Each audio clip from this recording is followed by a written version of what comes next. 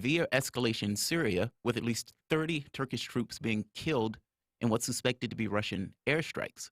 Erdogan is taking the provocative action of invoking NATO, at the very least trying to, into the conflict.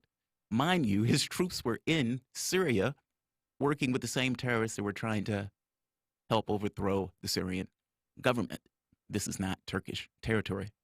In the second hour, we'll be discussing superdelegates, specifically within the context of Warren's scandalously disingenuous answer on superdelegates at the town hall the other night, using it as a moment to slam her friend and ally, one Bernie Sanders. How strange a moment we found ourselves in, where people with the least support are now making the argument that voters don't matter. We'll also dig into the newest polling from South Carolina and Super Tuesday states.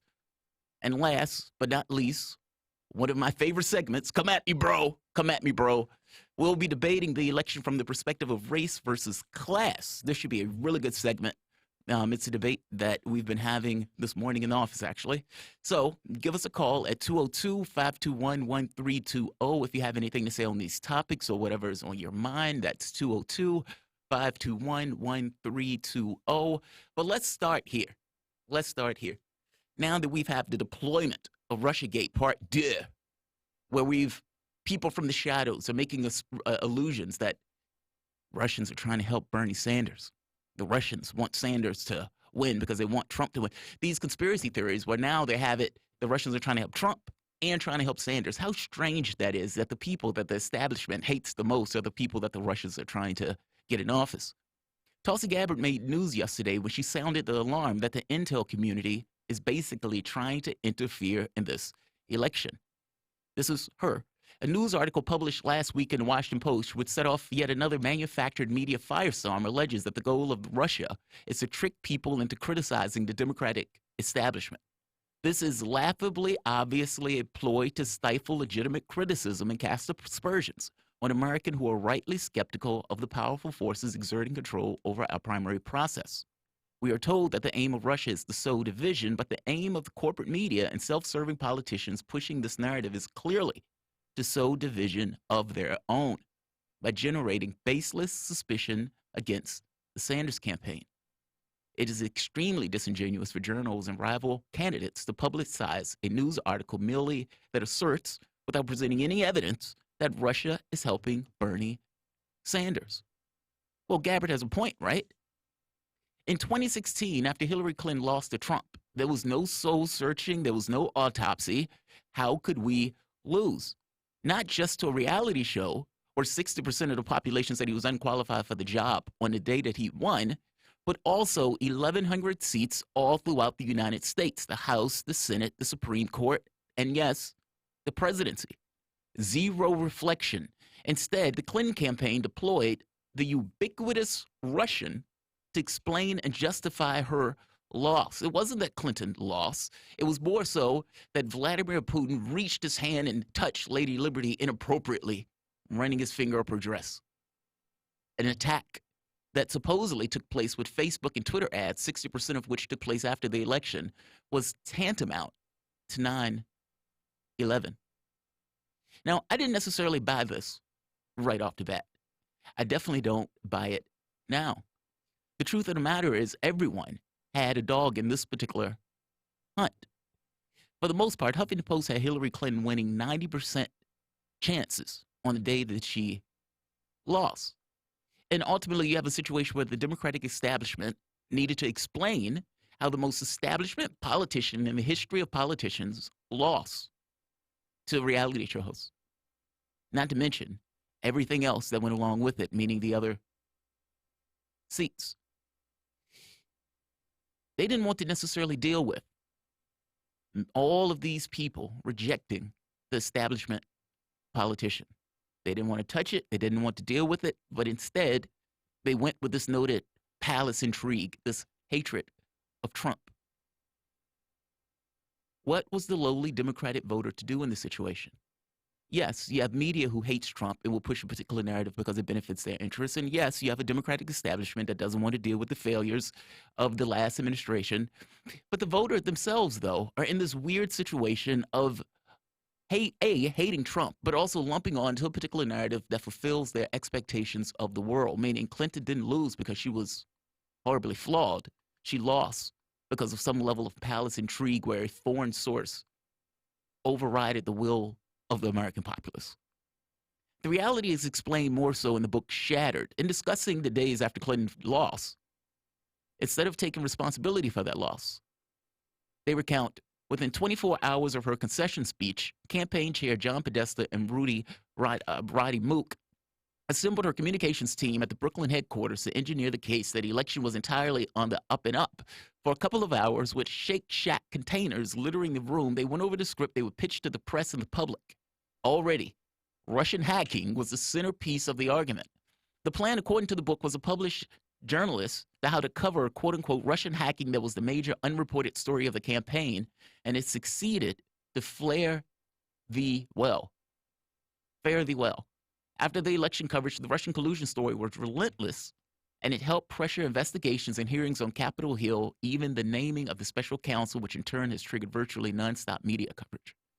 Yes, you have been had. Truth is, we have a horrendous habit of pointing the finger to external sources of misery while entirely dropping the context of the stark and anti-democratic processes we have internally. It is astonishing, to be honest, the way the media dances around this. I covered this story as it unfolded in 2016 and 2017, and you would notice various vagaries of our particular electoral system that the media entirely ignores and jumps to this notion of Russia. The Republican ran a party, Interstate Crosscheck. This got rid of hundreds of thousands of people of color that were systemically kicked off the voter rolls. Mark Sweetland, a database expert whose clients include eBay and American Express, this is Rolling Stones, this inherent bias resulting in an astonishing 1 in 6 Hispanics, 1 in 7 Asian Americans, 1 in 9 African Americans in cross-state checks landing on the list. Was the program designed to target voters of color? I'm a data guy, Sweetland says. I can't tell you what the intent was. I can only tell you what the outcome was, and the outcome is discriminatory against minorities. This was a process to literally disenfranchise voters of color because those voters of color tend to vote Democrat.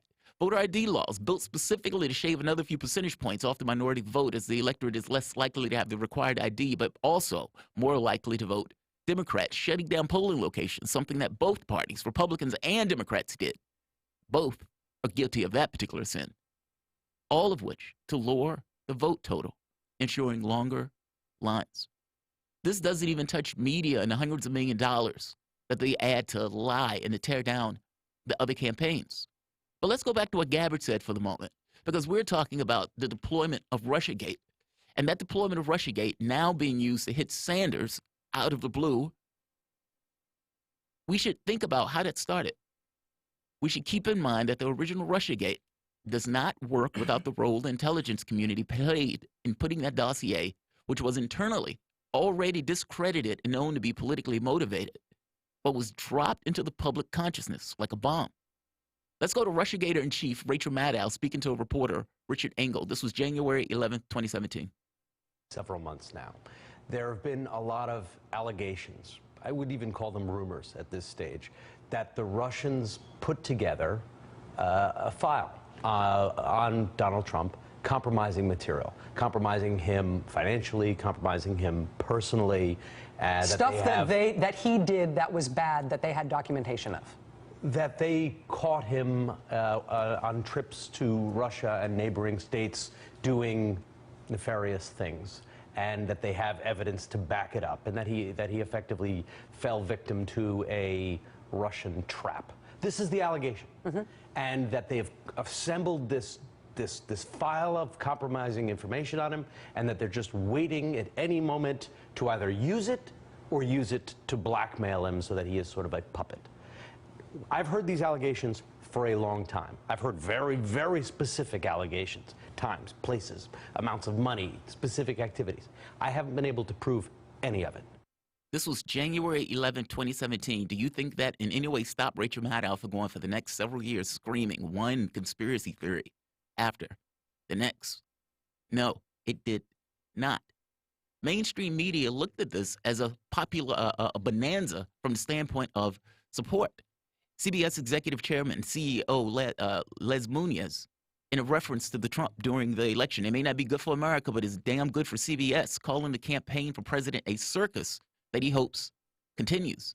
Jeff Zucker seconded Munez's sentiment, albeit in a less vulgar way, agreeing that Trump has been great for the profitability, but slipped on the thinnest of fig leaves, saying doing good journalism is also good for the bottom line. Basically, you have a situation where a psyop was put out on the American population, motivated by political campaigns and motivated by media that has a financial interest. Not to mention some of these guys, I would imagine, think Trump is the worst thing walking. You also have a weird situation now where, with all of the headwinds pushing for a vibrant democracy, we've come to this weird Orwellian point now where they're even making the argument that voters don't matter. And this is within the context of the Democratic Party. A candidate with the force of a movement behind him, with a broad coalition of the working class, winning blacks, whites, Hispanics, Asians, effectively, America, the people who the Democratic Party say they want and say they represent, the guy who those people are pushing for. They are doing everything that they can to now stop that guy, even going so far as to say voters don't matter. Let's listen to this clip on MSNBC. Well, I will say that Bernie is moving the goalposts. This is what people need to remember. The Democratic Party has a party. The party decides its nominee. The public doesn't really decide the nominee. The public gets to vote for President of the United States, but people who are active in the party, who participate in the party, they decide the nominee. Superdelegates are very influential in the party. Also, delegates are very influential. And just because you're a pledged delegate for Bernie Sanders or a pledged delegate for Joe Biden doesn't mean when you get to the convention floor that you'll stay a delegate for Biden or Sanders. That's a process. And so it is a process to pick the candidate who wants to be the standard bearer for the party to try to win in November. And so Bernie got to understand that process. And it's a real selective and detailed process. In 2008, the Obama campaign from the very beginning. Basically, voters don't matter. The party chooses. Now, technically, he is right. I mean, the Democratic Party did argue we can choose a candidate in a smoke-filled room, and it is a corporation, so technically that's true. But ultimately, usually, under normal circumstances, especially with Clinton screaming, I got 3 million more votes than Trump, and all of these Democrats saying one person, one vote. Well, it's a little bit weird now for them saying those voters don't matter. This gets worse. Listen to Adam. I can say 30 preposterous things in a second green, arguing that a candidate that can't win a state, that won't even win her own state, should somehow hang around and actually get selected in the end. Well, my expectation is that when you look at the totality of candidates on the playing field, she'll be, in the top tier when it comes to delegate count. What about winning any states? Well, no, I'm not saying that. What I'm saying is, if you had to choose between, winning one state here or one state there versus crushing it when it comes to delegates, you would much rather have delegates. I saw that Amy Klobuchar is going to North Dakota. I wish her well there.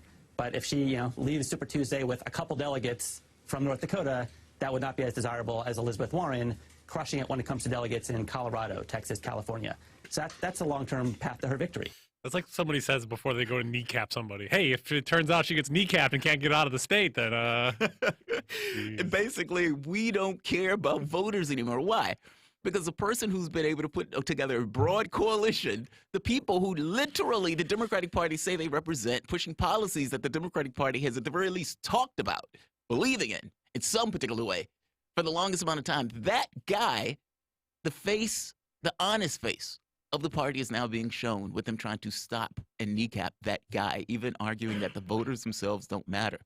Whether you want to talk about the intelligence services leaking information to hurt Trump or leaking information to say, oh, we don't like Bernie either, and the Russians are trying to help Bernie, I don't necessarily know why Vladimir Putin's preference for anything should have the run of the land in regards to what we do for policy that is best interest of this country.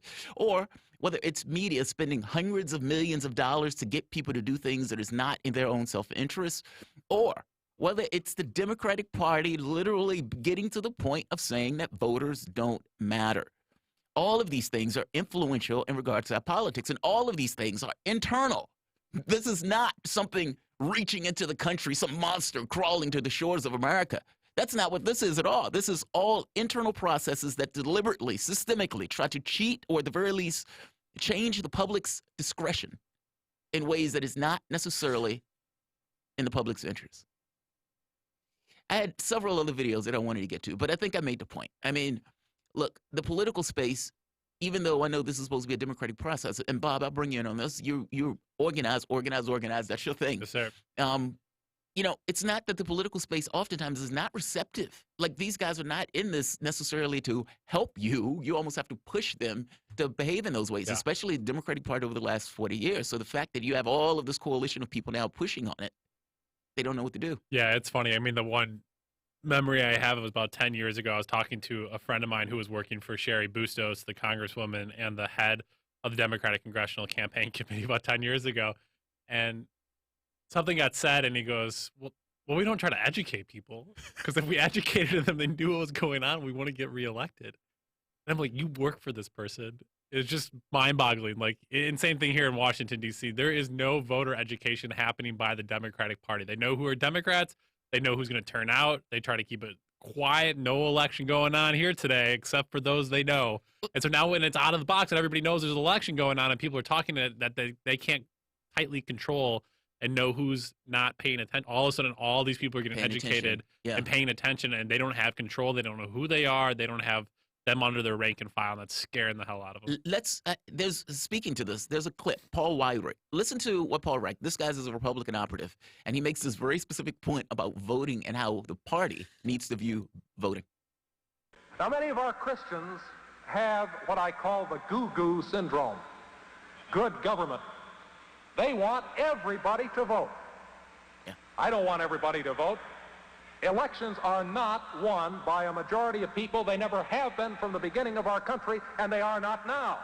As a matter of fact, our leverage in the elections, quite candidly, goes up as the voting populace goes down. And you wonder why the Republican Party push voter ID laws, is trying to limit the number of people to vote in regards to shutting down polling locations. Same thing with the Democratic Party. If the voting public is active and engaged, it is much more difficult to essentially run government in the way that you've run government. Tomorrow, we're going to take a quick break before we come back with one of my favorite guests, Ted Rall, talking about the FISA courts, the latest from Syria, and whether or not the United States and Afghanistan will be able to sign a quote-unquote peace deal. Not much peace, regardless of what's going to happen there. But we'll talk more about it. You're listening to Political Misfits live in Washington, D.C. and Radio Sputnik. We're back after this.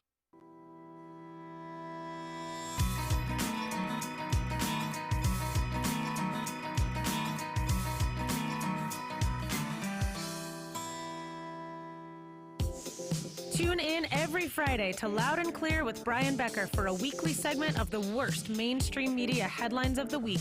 They tell us what's behind the worst, most misleading, and funniest headlines from around the news with Steve Patt of the blog Left Eye on the News. Together, they pull apart the corporate media's bias, spin, and downright lies.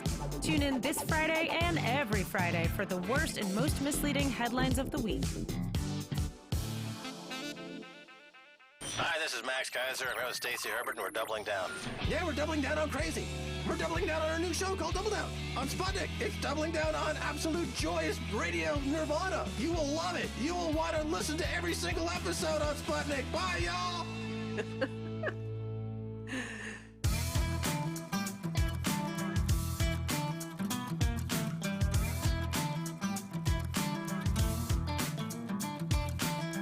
Welcome back to Political Misfits, the show that goes against the grain. My name is Jamal Thomas. I am here with my co-host, Bob Schlehuber, and we're talking about, effectively, the House Judiciary, led by New York Democrat Jared Nadler, began marking up a bill that would allow Congress to weigh in on broad surveillance issues. Nadler has been negotiating with Russiagate fanatic Adam Schiff, who leads an intelligence committee, and with Republicans on his panel.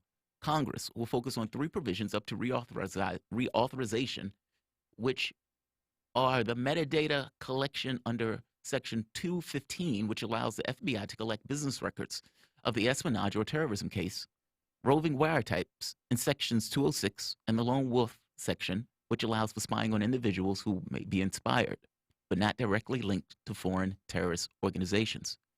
We're joined by Ted Rall, an award-winning editorial cartoonist and columnist whose work at Rall.com, to talk about more on this issue. Ted, how's it going? It's going okay, although it's cold. How are you? We're doing fine. Yeah, it's cold here too, so I feel you. So the current debate and markup is unrelated to the Carter Page FISA debacle, though Republicans, fearful of a repeat Carter Page politically motivated FBI investigation into Donald Trump, they've been calling for an amicus representation, a citizen advocate representing the Americans inside the FISA intelligence surveillance court to oversee applications being submitted by the FBI to spy on American citizens. At the FBI, nobody gets credit for investigations that go, no. Well, so question. So is this going to work? I mean, look, the FISA thing has been around for a while, and we found that the spying on Donald Trump wasn't a bug. It basically was a feature, meaning this takes place across the board. Republican Party, strangely enough, is now the party of the middle class representing them against the FISA court. But their provisions, the things that they're trying to change, is this enough to actually protect American citizens? I mean, after all, 99.7% of FISA warrants are approved, meaning it's basically a fig leaf. Is what they are calling for enough? Well, of course not. Look, the FISA court system was broken from the day that it was instituted. There's no the way it was theorized was that you would have a sort of an adversarial relationship where you would have the FBI, for example, or some other government agency who wanted to tap or access NSA records or somehow survey someone. They would go to a FISA judge who is basically a moonlighting federal judge and say, hey, we'd like to do this, and here's our justification. And then theoretically, there might have been someone in the room who's a privacy advocate who would have argued against it. But in reality, there is no one who argues against it. There's no adversarial process at all. The FISA court is a rubber stamp court. They always, not only do they always say yes, in the rare exceptions when they don't, like 1 in 10,000 or 1 in 5,000 cases, then they even tell the cops, oh, don't worry, here's what you would need to do in order to submit a warrant that we would accept. So it's like the teacher telling you, if you resubmitted this paper and you answered question 38 with the following question, we would then give you an A on this test. So it's, so basically the government always gets their way. And it's now been 7 years since the Edward Snowden revelations of widespread NSA spying, and the FISA abuses that had been previously reported were sort of came back up in the national conversation following that. But basically, it doesn't seem like the American people really much care about this. There's really not much in terms of, there's certainly no street protests. There's not much discussion. The media doesn't focus on it. So, yeah, this is just going to keep going on. I mean, privacy's gone. Ted, I'm curious, one, just to make the point that you're making there, and over 99% of these applications are approved. And defense lawyers do not get to see the FISA application. So if Carter Page had a lawyer and said, my client is not doing any of these things, he would be a potential check. But that stuff doesn't even go to a defense lawyer. So you're basically helpless. And this is where so many Americans often do that thing, Jamal, where they're just like, I'm transparent. I got nothing to hide. You can look at all my stuff. And it's like, yeah, but then they could lie about you. Yeah. So it doesn't even matter what you're doing if they can basically fudge any of the records there to make any claim to say you're doing one thing. You can then be approved to be spied on. Ted, I'm curious from your perspective how it has been so normalized in America. Is it people just don't care in an age of big data where data is shared left and right and you're sharing things with Facebook, the third-party apps, you just click yes just because you want the tech, and through this process, people just kind of jokingly have accepted and then normalized this idea that all things are being watched, and if you want access to it, then everything should be watched? Or has the government played a specific role in normalization, or has the media itself played a specific role? But then what's kind of the advantage for the media to be pro-domestic spying in a way? I think it's all of the above, and I think first and foremost, it's sort of a psychological issue.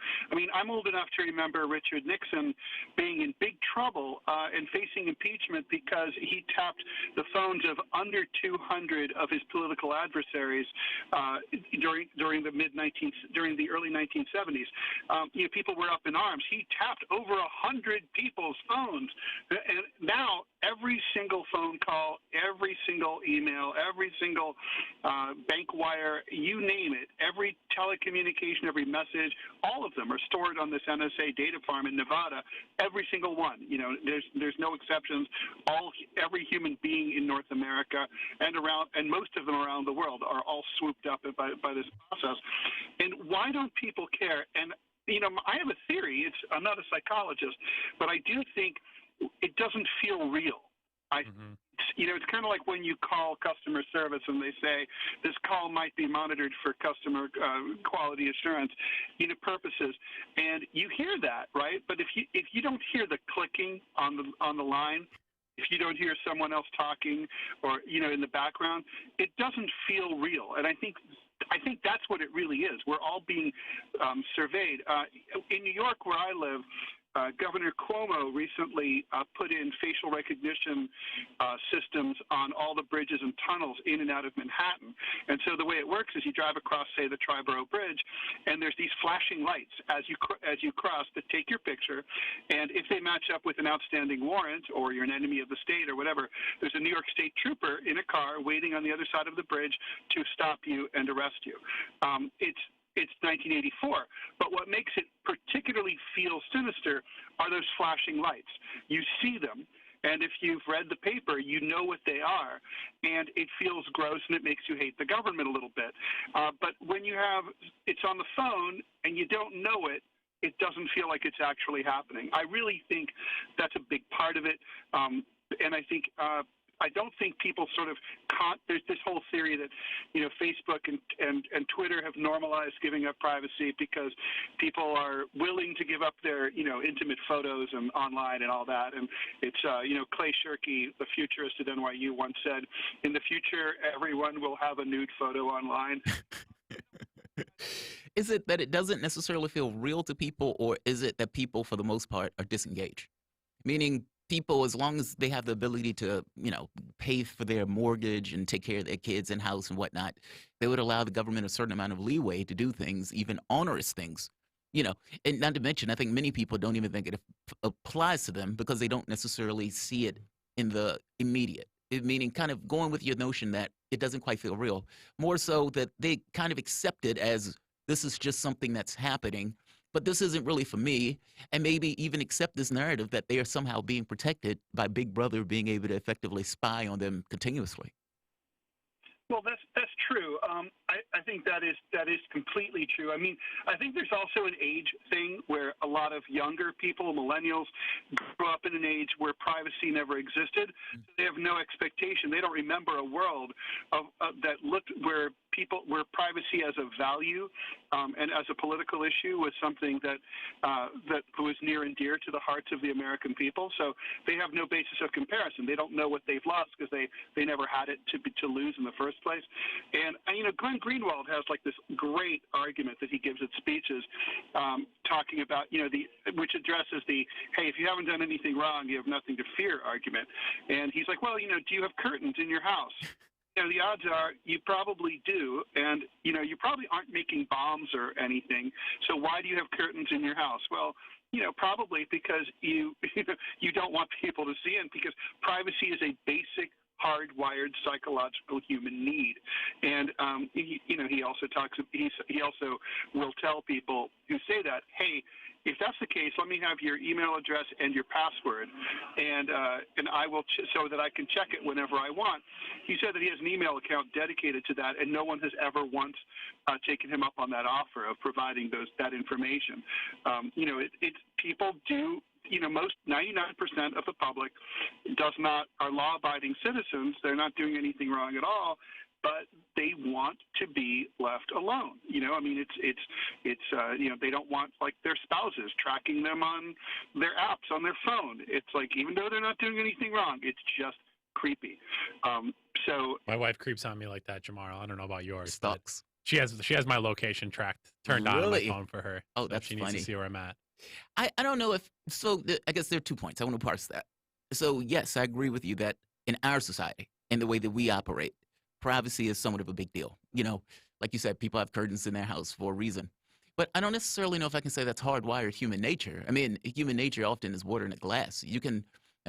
Like for example, we right now, in the way that we go about our place, we have multiple rooms in a house. But that's cultural. That's not necessarily natural per se. I mean, you can very well conceive of a society where people evolve not having those things. Exact same person, but still, not necessarily having this kind of hardwired notion of individualism. I guess I'm making the point that that's more cultural as opposed to something that's hardwired. But the big brother thing, yes, I agree with you. I mean, I think in our society, the way we operate, the way we grow and pursue ourselves, ideally, I don't think people want nude photos out there. I don't think Bob doesn't want his sex life on television or whatever. So we all have our own things where we have this kind of partitioning off from where society comes in. I agree. I am curious here, Ted, your thoughts on basically, does this get moved forward here? Is it reauthorization without many changes? Some people say Donald Trump is going to just reauthorize it. He is speaking out saying that, oh, no, we need more oversight at the FISA courts. This is not where his Department of Justice, William Barr, is at. And then obviously it's bizarre to me then, again, you have people like Democrat Adam Schiff, who has spoken out so aggressively, leading the impeachment effort of Donald Trump, a huge backer and proponent of the FISA courts, which basically just gives the U.S. government, which is controlled by Donald Trump, more spying powers. So what do you want here, Adam Schiff? You want to actually impeach the guy, or do you want to give him more powers? Well, yeah, no, Democrats have just been awful on privacy rights. I wrote this, the first biography of Edward Snowden in any format. That came out in 2015, and when I was researching that, I looked up comments by leading political figures about Edward Snowden and what should happen to him, and it's amazing. From Hillary Clinton to Nancy Pelosi, leading Democratic politicians all said that Snowden was a traitor who belonged in prison and had no comments whatsoever about the massive wholesale privacy violations. And this is something I never hear anyone talk about, the violation of the NSA charter. The NSA was chartered in 1949 to capture signal surveillance originating in foreign countries, which means that they can, if it goes from Bolivia to Uruguay, they're allowed to listen. If it goes from Bolivia to the United States, they're allowed to listen. But they're not allowed to listen to anything that's United States to United States. And here they are, they're listening to all of it. And storing it and keyword searching it, and that's a complete, it's just they're not supposed to do that, and here they are doing it, and just apparently no one in the U.S. government much cares, and it is an odd. They say politics makes odd bedfellows, and it's a little bit odd to see President Trump being a little bit better on privacy rights than. Fascinating times. Yeah, I mean, it's amazing some of this mass data they collected. Jamara, some people accused the NSA of collecting all this data that they weren't supposed to, and they said, oh, we'll just delete it. So it basically showed that so much of the data that they do collect is not even the way in which you go about resolving these issues. Maybe our 800 foreign bases that the United States has around the world is playing a way into why people maybe want to attack this country, maybe address some of the root causes before you collect the mass data of all Americans. We're going to take a quick break before we come back. More with Ted Rall after the break. We'll talk a little Syria, a little Afghanistan, and take your calls at 202-521-1320. We're back after this.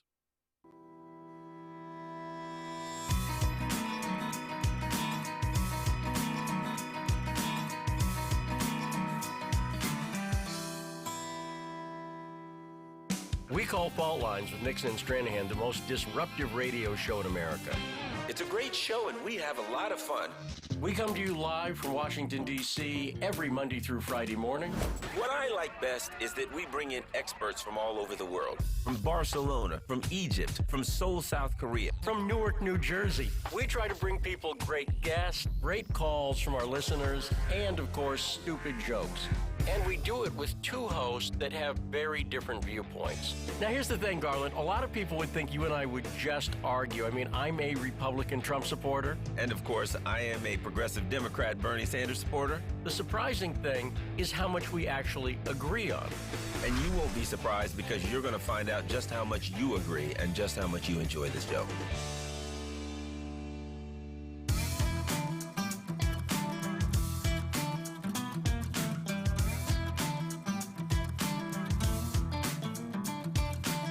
Welcome back to Political Misfits on Radio Sputnik, where we bring you news, politics, and culture without the red and blue treatment. I am Bob Schlaber here with Jamar Thomas. We've been talking about the systemic flaws within the FISA court system and FBI surveillance as a whole, but now we pivot to the latest from Syria, where tensions are rising between Syrian government and Russia on one side and Turkey, a NATO member, on the other. Give us a call. Give us your thoughts. 202-521-1320. We continue to be joined by Ted Rall, an award-winning editorial cartoonist and columnist whose work is at Rall.com.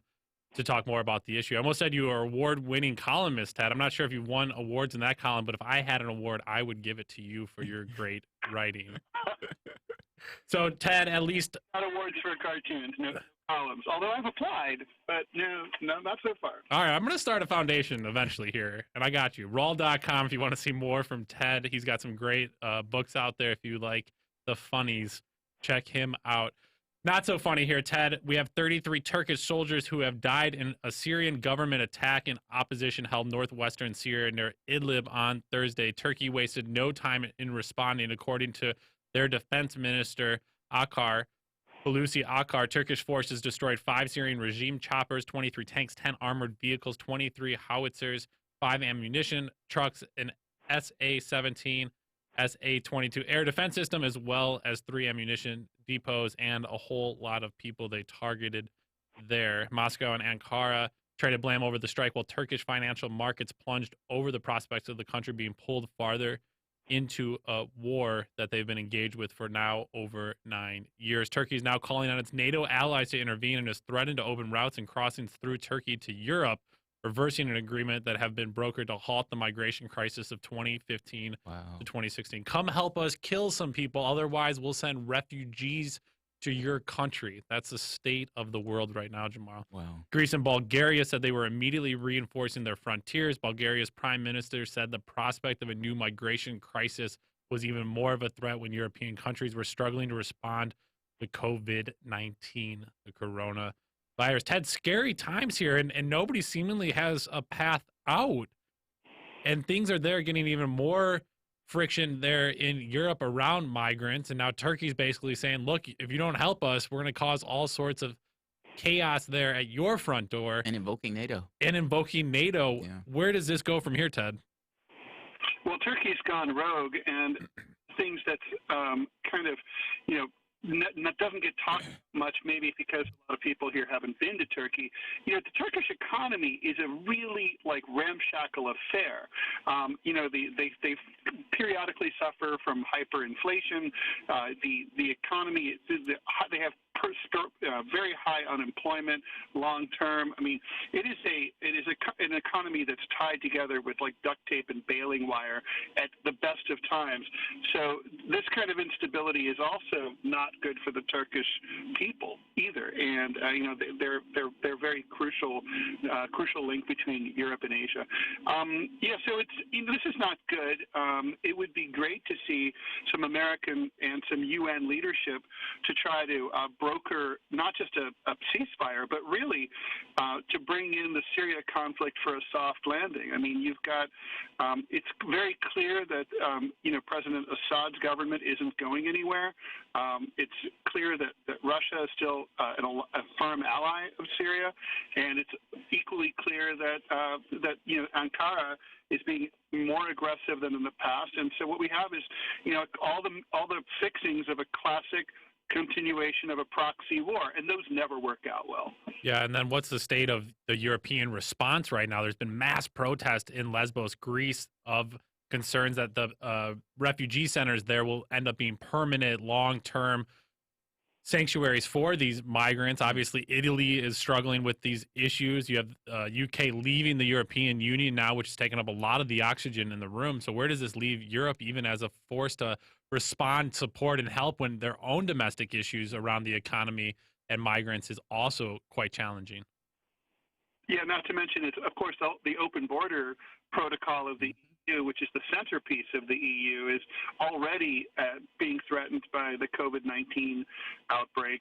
So, we have European countries considering closing borders already outside, not just Bulgaria. So it's, these are scary times. So, question: the influence. Speaking of scary times, and speaking of the essentially the stress being put on Europe's protocol of free migration, Turkey making this argument about the refugees, with the COVID-19 issue being prevalent, with this notion of sending massive refugees to Europe already having a difficult time dealing with it, and Turkey invoking NATO, does that give? I mean, like you said, Turkey has gone rogue here, and they're pushing boundaries, which is somewhat of an understatement. Does this give them more, I guess, weight in this, knowing that the refugees have a tendency to, if they're going to Europe, and if they're already having issues with refugees and the coronavirus and those type of things, does that give Turkey more leeway in trying to pull NATO into this kind of larger conflict? Well, from the Turkish point of view, clearly yes, but I'm not so sure it's going to work. I mean, first of all, you're talking about individual domestic politics in the major European powers like France and Germany and Italy are all very different, right? And they have different. They're in different places on the political spectrum in terms of their how they deal with migration and migrant issues, and how much how many more migrants their economy can absorb. And I also think that there's a tendency for there might be a tendency for the EU to just sort of decide, look, enough. You know, you Turks have invaded Syria. You know, you're heating up this thing, and now you're threatening to send us more migrants. Really? I mean, you know, you can either kowtow to threat, or you can cave in, or you can fight back. And I would be not surprised if this actually pissed off the EU leaders to the extent where they might just tell the Turks where to go. Really? That they grow a backbone and tell the Turks, yeah, we're not going to get involved in your regional conflict. Because the fact is, they're in Syria. I mean, all of this is taking place literally in real terms, objective reality in Syria. Why does Erdogan believe that NATO powers should get involved into a conflict that's specific, like you said, a local conflict? Well, not to mention, it's really not. I don't think there's any sort of legal basis or even any kind of mechanism for European powers to get involved in Syria, other than like if there were a UN kind of scenario, then like white helmets, yeah, that could work, but otherwise. I don't see how it works. It just doesn't make any sense. It's they're not going to. There's just not. This is not something. I mean, NATO can do it. I just don't see it. You know, I mean, NATO is kind of an American project. I don't see Trump wanting to be involved in an international police force in Syria. It's not. It goes against what his domestic political base would be able to support and get behind. It's not sort of a nationalistic foreign policy that he favors. There's just a lot of reasons. I just think there's so many things that would have to come together just perfectly for this desire, this wish of the Turkish government, of Erdogan to put together. I just don't see it. I mean, you know. Yeah. I've been wrong about things. I just don't think so, though. So not much prospects there in Syria. Let's head to the east a little bit about Afghanistan. Tad, we just have a few minutes left with you, but I did want to ask your thoughts, having visited the region several times. A week after the reduction in violence agreement announced by the U.S. and the Taliban armed group in Afghanistan last week, the two are set to sign a peace deal that could signal the end of the U.S.'s longest war that could come as soon as tomorrow in Doha. Over that week period, at least 19 security forces and 4 civilians have been killed. So at least a decrease, I guess, in the numbers. Yeah. I obviously struggle here, Ted, with this idea of calling this a peace deal. It may start a process that would look forward towards peace, but to call it a peace deal seems not very honest within the region. So it seems like, though, the U.S. is going to move forward with negotiations with the Taliban. How do you think those work out, and what are the two sides looking for? Well, the U.S. is looking for, you know, what Richard Nixon used to call peace with honor, right? I mean, look, we've lost. We're leaving. We want to do this. We're leaving with our tails between our legs. We just don't want everyone to make fun of us on Facebook while we're leaving. So this is about sort of being able to get a reassurance from the Taliban that they are going to wait a while before they topple our puppet government in Kabul. But that is what's going to happen. I mean, the Afghan way is to wait. So if you just look over and over, going back to the first Afghan war in 1839 to 1842, all the way through the Soviet withdrawal to, when the Soviets withdrew in the late 80s, it took a while before the government of Najibullah was overthrown by the Mujahideen, who basically were the sort of proto-Taliban. The Afghans will say, okay, fine, thank you very much. We consider ourselves at peace. Now get out, and we'll leave your little government alone for now. That's not going to last. This puts me in mind of, I'm glad you brought it up, Richard Nixon's, the whole peace with honor thing. He effectively said, I have a secret plan to win this war. I have a secret deal to win the war. You ended up with just more bombing. And he ends up having, for the most part, the same deal that LBJ was offering in the first place, and that government collapsed. And then when you listen to the behind-the-scenes conversations, they knew that government was going to collapse.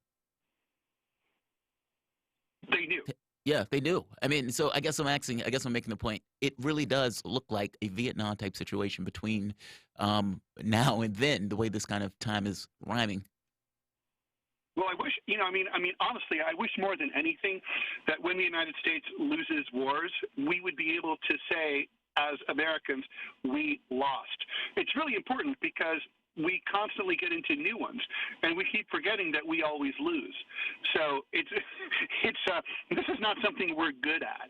We haven't really seriously won a war since World War II. There's been some periodic sort of partial short-term victories like the Gulf War, but Iraq won, Afghanistan won, and we're leaving. So we need to accept that as a people, that we've been defeated, and it'll help hopefully inform it'll inform our discussions and our politics the next time someone floats the idea of another one. When the government gets toppled, because your argument is basically that government at some point is going to be toppled by the Taliban, what is that government going to look like with Taliban control? I mean, because, from Americans' perspective, we've been told for the longest time that these guys are terrorists, these guys are this kind of criminal force, and et cetera, et cetera, et cetera. But now there are allies within a peace deal to some degree. So what does the government look like under Taliban control as opposed to the government they have now? Well, that's such a good question. I mean, first of all, there's two things to understand. First of all, the Taliban of today are not the Taliban that ruled the country from 96 to 01. These are what I think a lot of experts in the region call them neo-Taliban. And the people, for better or for worse, who took over Afghanistan in 95, 96, were these sort of ascetes, extremely Spartan, they were religious fanatics. This is a much younger generation. They're much more interested in generating income. A lot of them are active in the drug trade, something that the original Taliban were violently opposed to. And also the second thing to bear in mind is that NATO and the United States have left behind considerable infrastructure and modernization that did not exist prior to the 2001 invasion. So even though it took a long time for the U.S. and its allies to get some stuff built there, it's there. So, it's a shocking difference. And when I visited in 2001, it was the 14th century. There wasn't a single inch of paved roadway throughout the country. Now there's systems of highways and paved roads that go throughout most of the country. In 2001, there wasn't a single phone in the entire country. Now there's cell phone service that is far more reliable there than it is in the United States. They didn't have, now they have everything. They have a mail system. There's businesses, travel agencies, you name it. The cities look relatively modern. It's kind of comparable to poorer parts of India or Afghanistan, or Pakistan, if you've been there. And those are, it's a different world now. So the Taliban are not going to be able to come back in and sort of have the Ministry for the Prevention of Vice beating women in the streets the way that it happened in the late 90s. It's like Afghans have kind of come a little too far under occupation and Western influence. I mean, Herat has pizza places all over. It's a different world. So they're going to have to adapt, and they will. So I suspect that it's going to be a country that kind of feels a little more like a downscale version of Saudi Arabia or the UAE. So it's going to be militant Islam, it's going to be Wahhabism, it's going to be Sharia, but it's still going to be with a lot of more trappings of modernism, whereas Afghanistan, that had been completely destroyed by civil war in the late 90s, looked and felt like a medieval Muslim country. Yeah, fascinating take there from Ted Rall. He's an award-winning editorial cartoonist. Ted, thank you so much for joining us. You can see more of his work at rall.com. We're going to take a quick break here on Political Misfits. We're in Washington, D.C. We're going to talk about the latest from Bolivia, after this break. We're back after this.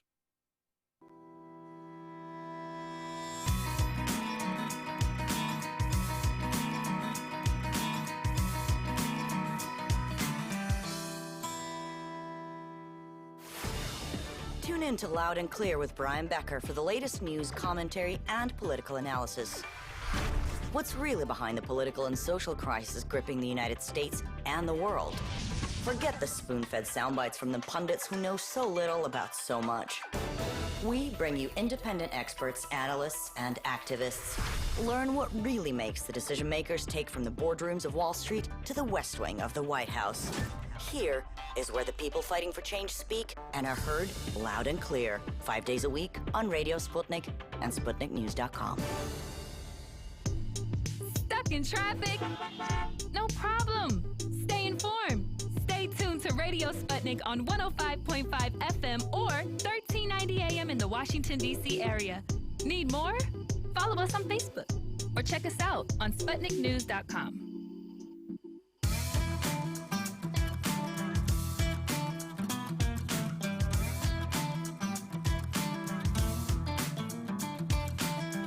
Welcome back to Political Misfits on Radio Sputnik, where we bring you news, politics, and culture without the red and blue treatment.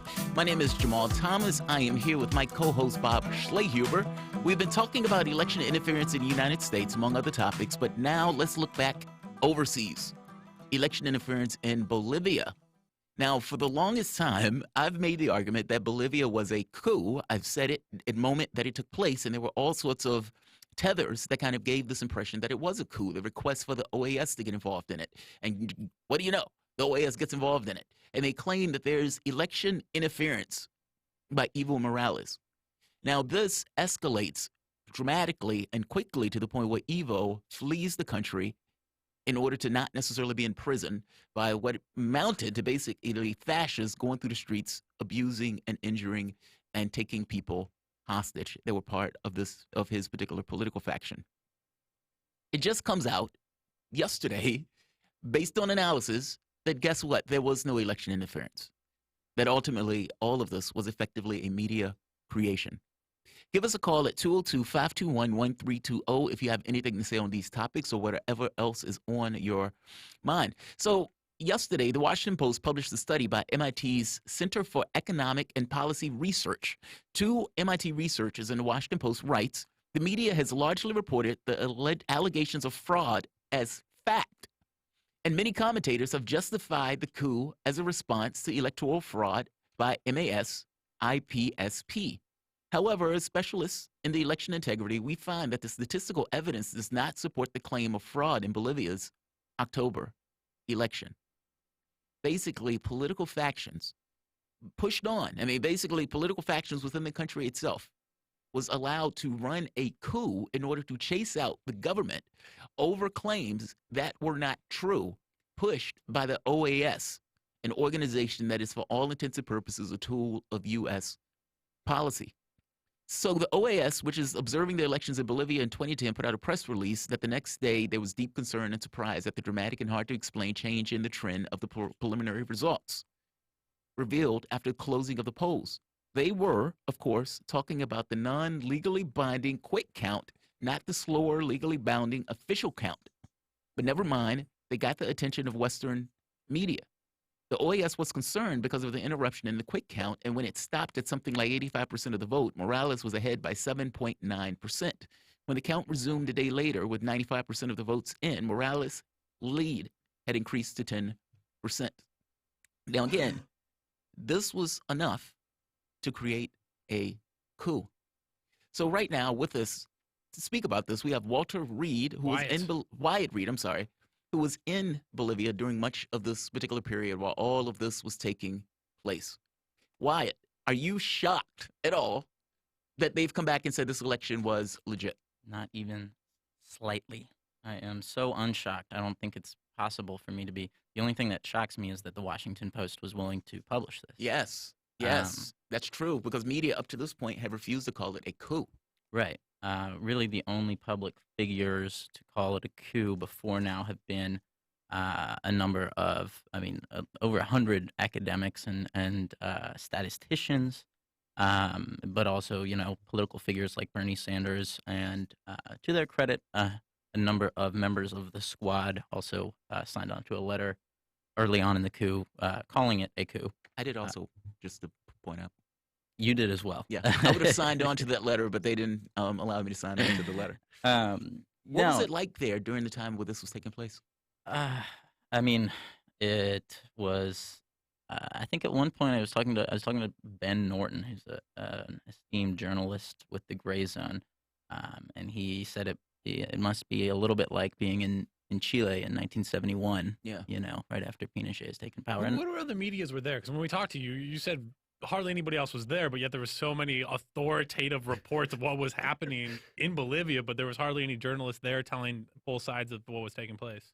Yeah, I mean, the only journalists I saw, I'm going to be clear, I didn't see any other American journalists at all the entire time I was there, and I came down to Bolivia about like within a week of the coup occurring. Yeah. So, yeah, I'm not exactly sure where so many of these highly esteemed journalists authorities have come in, are getting their information, but obviously it's incorrect. I mean, as we can see from this new survey that was published just now at Monkey Cage, which, to be fair... this was known in the beginning, though. I mean, Westbrook did an analysis of this almost immediately. And the Center for Economic and Policy Research has been publishing, really going sort of tit for tat with the OAS, publishing their critique of these supposed studies, and then the OAS will, say something ridiculous to try to justify. Which is what they've just done. The OAS has just put out a statement, actually, Go for it. Within the past hour, basically not addressing any of it. They really just move the goalposts, and then they go for these weirdly personal attacks on the authors of the study. They say the aforementioned article contains countless falsehoods, inexactitudes, and omissions. I'm not sure how it would contain countless falsehoods. It's only like a few pages long. You can't count them. Just so we're clear, though, the OAS, 60% of its funding comes from the United States. On top of that, the opposition forces that were in Bolivia had called on the OAS to intervene into the election months before the election in almost somewhat of a similar way that they're doing now. And the main argument was, well, wait, this guy changed the Constitution to run again, missing the point that Bloomberg also did the exact same thing in New York. Angela Merkel has been in power for what, like a half a century. Being hyperbolic, it's not a half a century, but it's a very long time. The Queen's been in power for a long time. And the Queen has been in power forever. Sure. She was appointed by God. So nobody takes issue with that. I guess I'm saying this was bogus on its face. It was bogus. And the U.S. gave it tacit approval. And I think one of the best points that is made in this article in the Washington Post is that under the OAS criteria for fraud, it's possible that U.S. elections in which votes that are counted later tend to lean Democratic might also be classified as fraudulent. Wild stuff there. Yeah. No, thank you, Wyatt Reed, for sharing the latest from Bolivia. Thank you for all your reporting and coverage from there. We're going to turn to another break before we have another hour looking at the latest from South Carolina. We got a new poll out. We got Fight Me Friday. Fight me, bro. Come at me, bro. Come segment at me, bro. With Jamaro Thomas. Mondale Robinson will be with us. You're listening to Bob Schlehuber here on Political Misfits live in Washington, D.C. We're back after this. Thanks, man.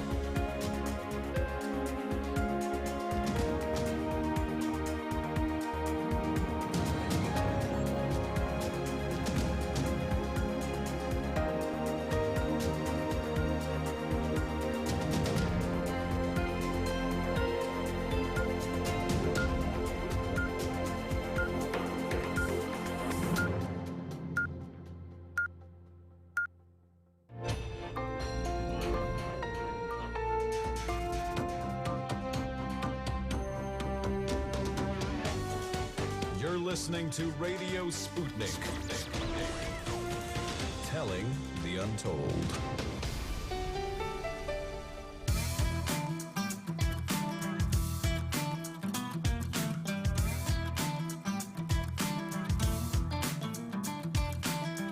Welcome back to Political Misfits on Radio Sputnik, where we bring you news, politics, and culture without the red and blue treatment.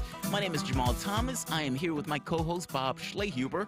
Let's get ready to go against the grain.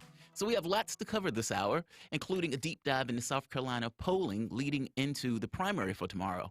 Joe Biden's ahead, big leads. Joe Biden is ahead of big leads. Yeah, he's pulling ahead, shockingly, despite losing big time in Nevada and, not having any money and all. We'll also discuss polling trends and what to look out for on Super Tuesday. We'll get some prognostications going on. Before we get to the election specifically, let's discuss Warren's answer on superdelegates the other day. As always, you can call in and tweet. You can reach us at 202-521-1320. That's 202-521-1320. Now we have a guest in studio joining us, founder of the Black Men Voting Project, Mondale Robinson. What's going on? What's up, y'all? Thank you for joining us. Indeed. So Bob and Mondale, a day before yesterday at the town hall, this has been kind of gyrating on the left. The lefties have been in a Twitter about this. But at the town hall, Bernie Bro asked Warren about an undemocratic nature of superdelegates. If Sanders wins the plurality but not the majority, how do you justify taking it from him with unelected lobbyists, Clinton supporters, and cellar-dwelling creatures of the party? How do you justify this?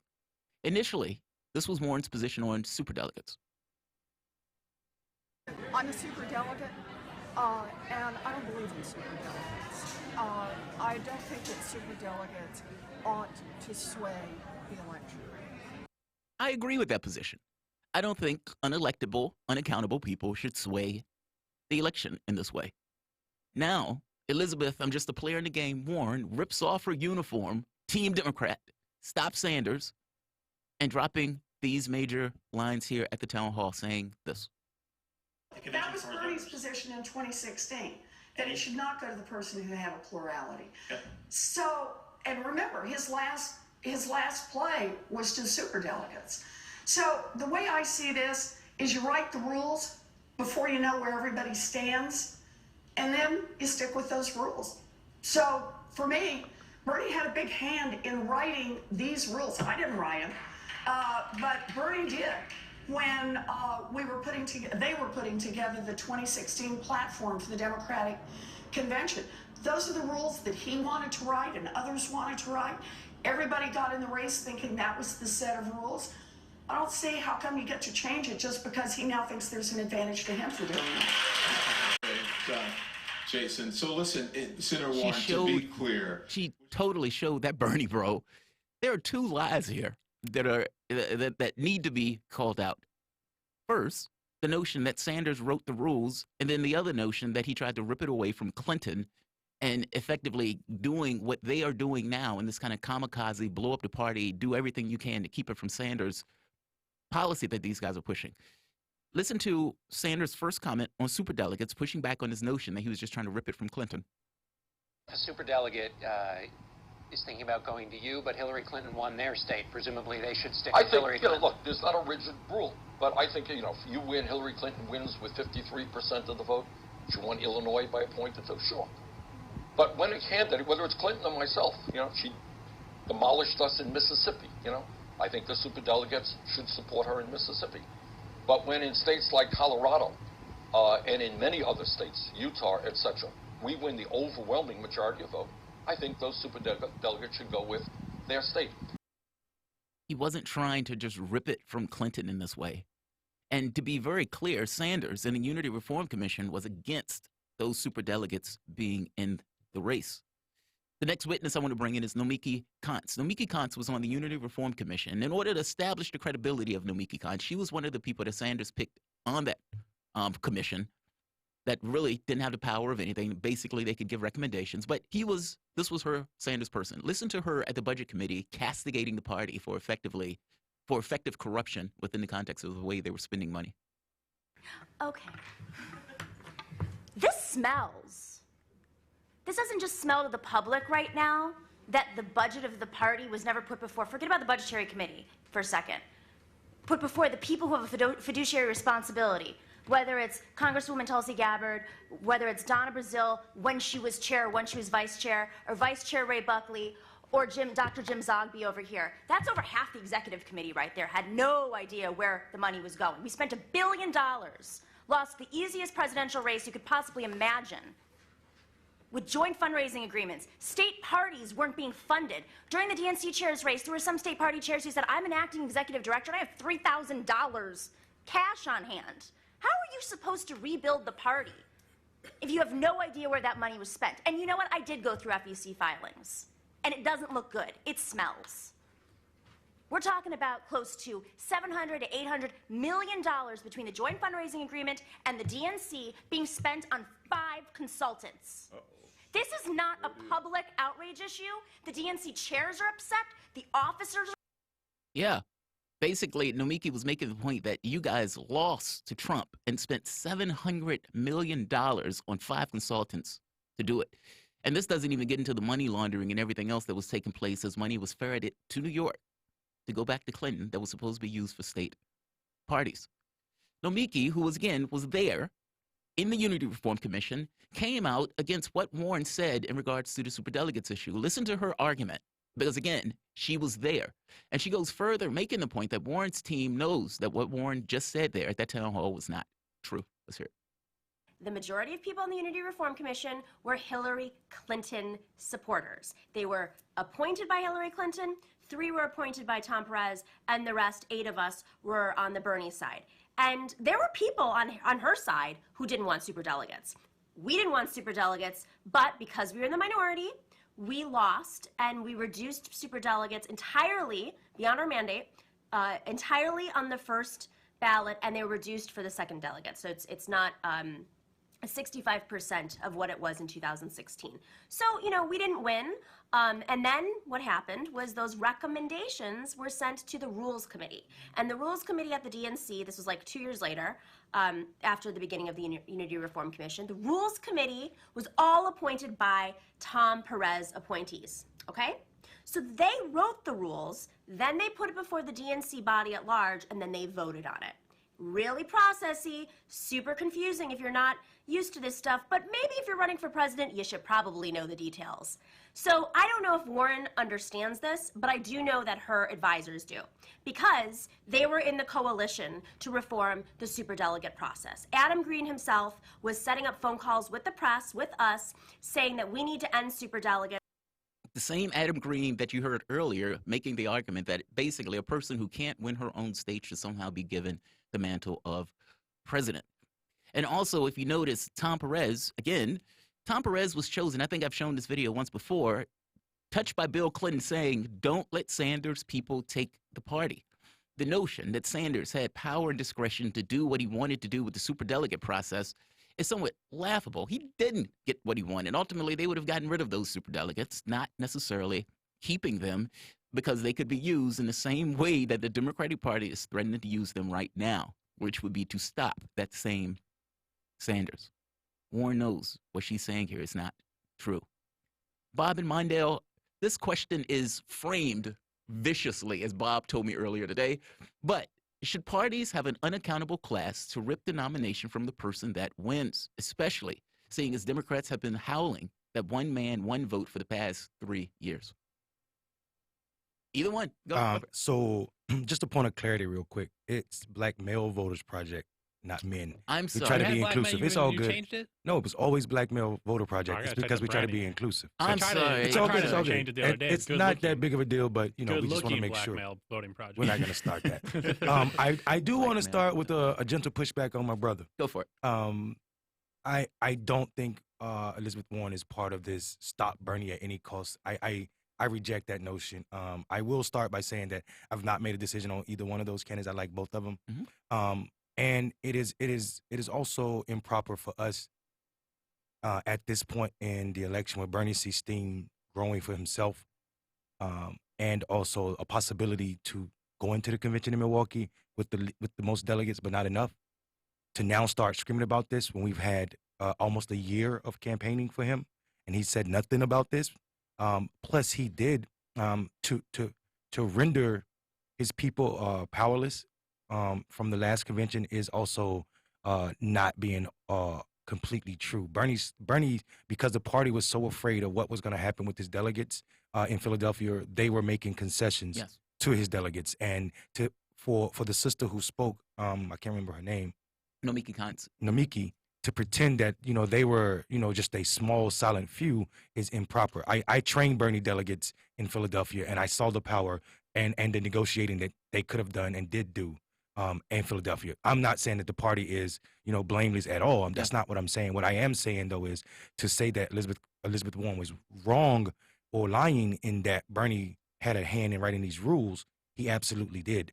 His people did. He nominated these people. Also, it's important that we say that Bernie knew the rules definitely before he got in this race as a Democrat. If he had a problem, I argue, that maybe he should have ran as an independent for president. Yeah. And fight that battle. But you can't start the race and then complain about the race. You knew the rules. You agreed to the rules for the first 9 to 8 months when you said nothing. Isn't this kind of like the Democratic Party screaming about the Electoral College? It's like, oh, one man, one vote. Hillary got 3 million more votes, and now all of a sudden it's as if she didn't know what was going on in the process. And just for one pushback on something. Go ahead. The Sanders campaign, yes, they did have people there. Yes, they were making their arguments in regards to trying to get the rules changed. But that was because from state to state to state, the superdelegates will give Clinton a win when she might have gotten crushed in those states. Warren is trying to imply that the Sanders position had something to do with these delegates, and these are rules that he made and he wanted to live with it. But she's talking in the context of superdelegates, and it was very clear that Sanders wanted to get rid of superdelegates. She's being disingenuous when she's making this argument. Or I don't think there's there's no inconsistency in what she said about her being against the first video audio clip you played, right. Her being against superdelegates, and her saying that Bernie had a role in these rules. Bernie had a role in these rules. Okay. And I don't see that. That's not being disingenuous at all. And for us to imply either that we know what she's coming from or what Bernie was trying to do, what his mentality was in 2016, I think that's both of us leaping. I simply say what the facts are. Bernie had aggressive, rightfully so, like complaints against the Democratic Party in 2016. We know why. We saw it. Rightfully so. Like I said, I trained his delegates, right? I worked for an organization at that time that endorsed Bernie, right? And I don't see this. This is not the argument we should be having before South Carolina. I just don't think it is. I think this is toxic, and this will do more than Bloomberg to make the likely allegiance of the party after the primary a likelihood. I think this is problematic. This is a bad argument, and it does more to harm people who don't play politics, the people I try to turn out, black men. I think this is a bad thing. It just shows that it seems like, oh, well, my vote don't count, et cetera, et cetera. And I think that's a dangerous notion to put in people's head in your primary when you want to excite them against Donald Trump. It's not your vote does matter. I'm kind of along this line of this is the rule set out by the DNC, and we don't own the DNC. It's not a public company. It's a company organization that has its own internal rules. And I think just to clarify, the superdelegates are elected by some people. I mean, it's made up of the senators, it's made up of the House of Representatives, and it's made up of the Democratic Committee internal elections. So some of them are elected. It's about 16% of all the possible delegates that are there. You mentioned Mike Bloomberg. Let's beat up on Mike Bloomberg a little bit, just so we can get on some agreement points before we come at Jamarl here in part 3 of the second hour. No one is coming at Jamarl. I will fight. We got the boxing gloves up there. We are ready for the fight. We'll talk about that later. But I want to talk briefly just about Mike Bloomberg and play a few clips here that I thought was quite funny. Mondale, in a morning consult poll, they asked 2,700 potential Democratic primary voters who they think Barack Obama has endorsed in the Democratic primary. 40% of people correctly said he has endorsed no one. Who do you think the plurality of people said he has endorsed? Bloomberg. Mike Bloomberg.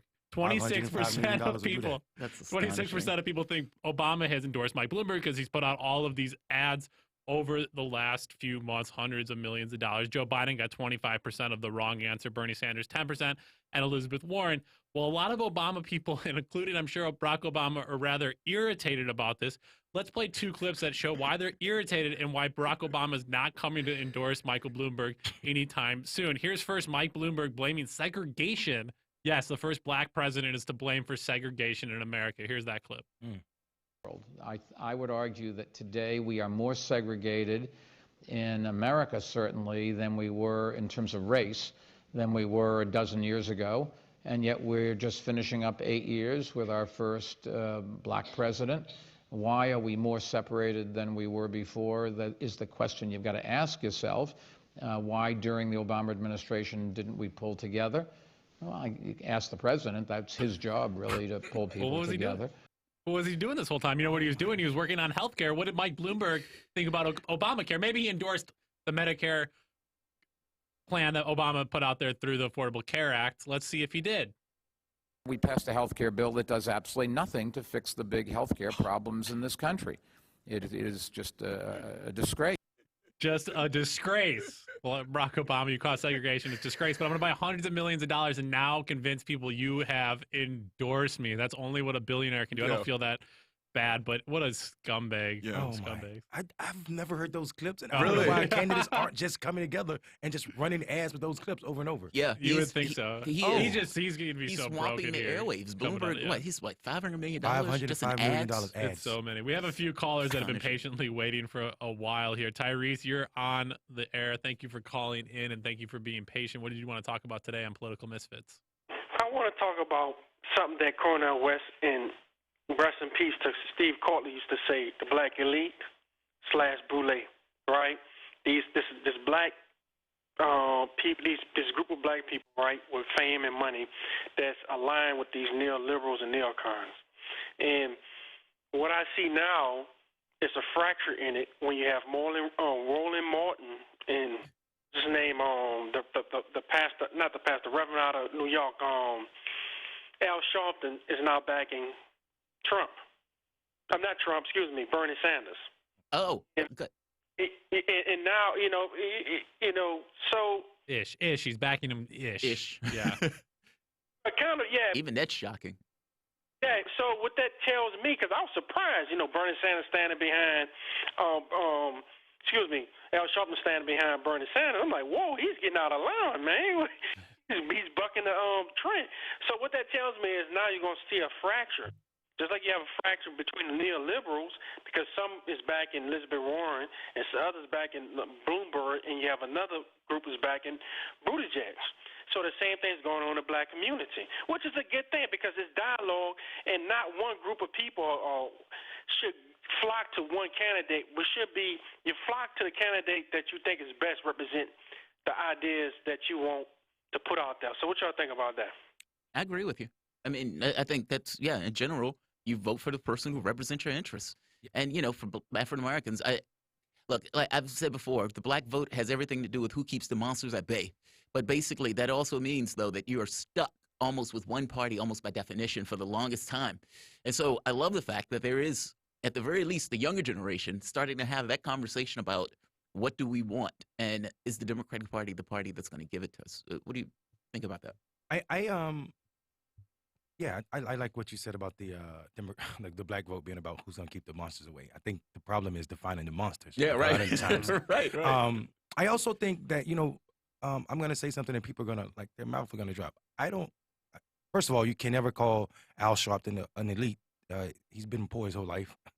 Even when you see him on TV, don't fall into the idea that everybody you see on TV has money. Al Sharpton. Yeah. Also, I'm not shocked that Al Sharpton was standing behind Bernie Sanders, because if you know Al Sharpton, truly know him, not what the media tell you to believe about Al Sharpton. He has always been one who screams about what's right. And people like to say that he chased cameras, but I like to say he beat cameras. So people say a lot of the time black people say a lot of things about Al Sharpton, and they came from racist white people when Al Sharpton wouldn't stop marching in Jewish communities when they watched a black boy from their stoops get killed and nobody would come up and say anything. Yeah. So he went to that community 100 days straight, and then Cuomo started calling him, and they started investigating him for tax problems they investigated him thoroughly, and he still was never convicted of anything, and people don't talk about that. So all of that is a strategy. I think that brother gets a bad rap. Well, let me say this about the Sharpton thing. The only reason why he's shocked, and I got to be honest, I was shocked too, because Sharpton was very clearly backing Clinton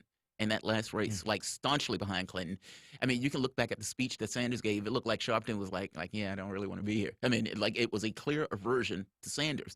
And, it wasn't so much that he disagreed with Sanders. So to your point, it's not so much as a policy thing. I think sometimes there's this notion that people within the context of the Democratic Party work in the context of the party, even if they have their own political ideas. Look at Yeah. Tom Hartman. Tom Yeah. Hartman used to be on RT. Tom Yeah. Hartman used to have Sanders on that show all the time.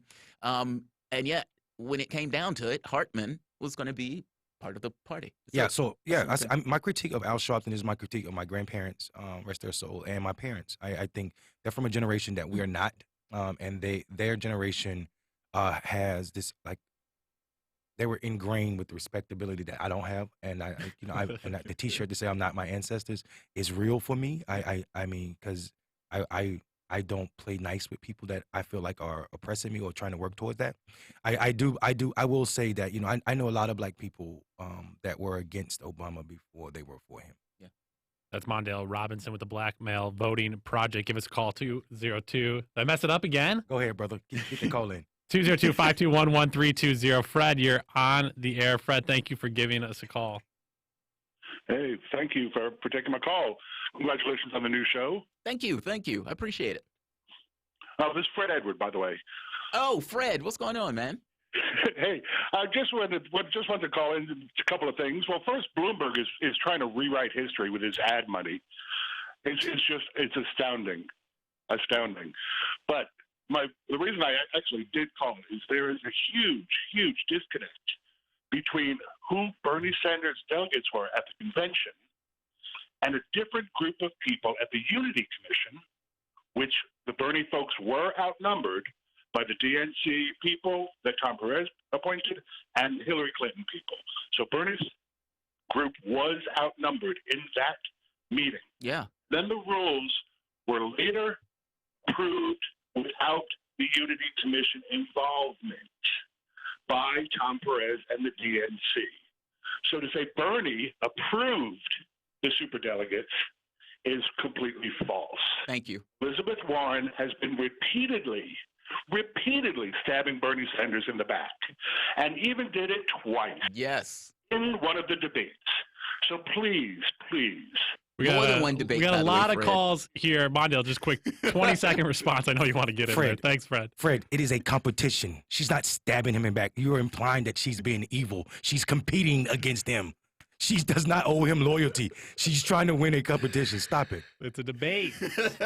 We're up here for a debate. Tim, you wanted to get in. Tim, thank you for calling. You're on the air. Sanders race issue I've been told you want to talk about. What's on your mind? Oh, yeah. Thanks for having me on the show. Thanks for calling. First of all, I just want to say, Jamal, I think I saw a video you did the other day where you said Sanders is going to win South Carolina. It's not going to happen, guys. It's looking rough now. I agree. It's looking rough. The last polling has not been favorable to Sanders. But Biden has not been strong from the standpoint of those elections versus the turnout. So we'll see. But you're right. It's looking rough. I can deal with objective reality. I'm a Sanders supporter, but I'm basically a Sanders supporter by default. And it's I hear that. That makes sense to me. That doesn't make sense to you, Mondale? No. Why default? When there's no other choice, he's the best choice out of the choices. Well, by default, because he's a little too radical for me, and that goes to my broader point. I don't agree with that. That's horrible. Explain. Wait. No, this is great. Explain. I'm curious. Now, what's the radical part? So I'll give you an example. Okay. It goes back to the overall point with South Carolina, and I think it's going to be similar with Alabama on Super Tuesday. He's going to get crushed in Alabama, yes. It's because, the average black voter in the Democratic Party is more conservative than the average white voter. Lies. I don't buy that. Now, I know they call themselves conservative, but if you ask them just policy, you get a different result. Meaning, because think about like Nevada, for example, and you ask these people, do you believe people should have health care? They would roundly say yes. Do you think people should get $15 an hour minimum wage? They would say yes. I guarantee you they would say yes. Do you want to get rid of student debt? They would say yes. Like these things are in a material interest. And I understand the Democratic Party for the longest time has given this notion that you can't have nice things and so forth. But if you notice, the moment that they asked, hey, should we increase the tax rate on 70%? The people in the media was like, no, I can't believe the AOC is going to say this. Oh, my God, the public is on board for this. Should we have health care run by government? There's no way the public is going to, oh, my God, the public is on board for this. I think you'd be shocked, especially if you're going by policy, not just by this guy's a socialist, but just going by policy, and asking people, are you for X or are you for Y? I think you'll find a lot of people who may misclassify themselves as being conservative, but really, when you get down to the nub of it, are not. Yeah, I think the caller's just talking about Thanks, Tim, for your call. The caller's talking about a black voter that is not the majority of black voters, and this average is we all have these averages in our head. I think they come from this culture of polls, these wrong polls. Right. What does the world look like? Right. It's so bad because no one has polled the average black voter, because the average black voter is no longer church-going folk. So we need to admit that the average black voter is a millennial or even younger, or maybe the bottom part of Generation X. So that is not a conservative class of folk. Those are the most progressive people in this country. Yeah. Let's turn here to Charles. Charles wants to make some comments on the Kingmaker, Jim Clyburn in South Carolina. The Kingmaker, I was told he was called, according to MSNBC yesterday. Charles, thanks for calling in. How you doing today? Hey, what's up? What's up, man? Not much. How you feeling? All right, I'm great. How about y'all? Oh, can't call it. So, like, his endorsement was so vague. It was empty. He didn't say no policy for Joe Biden or nothing. He was just like, oh, Joe Biden was a friend of me and my late wife. I'm black, and I'm going to rub myself on Joe Biden and vote Joe Biden. It didn't have, but with that is that it actually is going to resonate with some people. Like, of course, I'm a critical thinker and stuff, so I wouldn't, I need more than that. But some old grandma, black grandma, is like, oh yeah, that gave me a chill. Like, what I'm really hoping is that all of these kids, 50%, or Sanders is getting 50% of the generation of kids and younger people, let's say under 35. I really hope that they go to their grandparents and say, vote Sanders. Mm-hmm. Like, this is one of those, like, when I've had conversations with family members, you'd be surprised how quickly they could be moved to Sanders when you're talking about real things and you're making this kind of real connection of, oh, this person is for, my grandmother is voting Sanders. My mom is voting Sanders. My mom has been out there advocating as an evangelical for Sanders, other family members. You'd be surprised. It gets infectious when you really get into this mindset that, oh, wait, we can have nice things. And that ultimately, for the longest time, we've never just had somebody advocating for those nice things where the public can rally behind and put their energies into. So, yeah. Charles, thank you so much for the call. We'll talk to you on Monday, I hope. We have a few more callers here on the line. Aaron, thank you for waiting patiently. You wanted to talk about Elizabeth Warren. Yes, hello, guys. Hello. Yeah, I just wanted to talk about Elizabeth Warren, but it seems like a lot of people are talking about that now. So I just wanted to speak sort of to the larger misinformation that some of these candidates tend to spread. Sure. Because you see, in the debates, Bloomberg can call Sanders a communist. Yeah. Gets away with it with very little pushback. But when I saw Elizabeth in the town hall the other day, and, the Bernie Sanders supporter asked her the question about superdelegates, there's not even really any pushback from Don Lemon, who's standing right behind her. And, he's meant to be there supposedly to collect the candidates and set the record straight.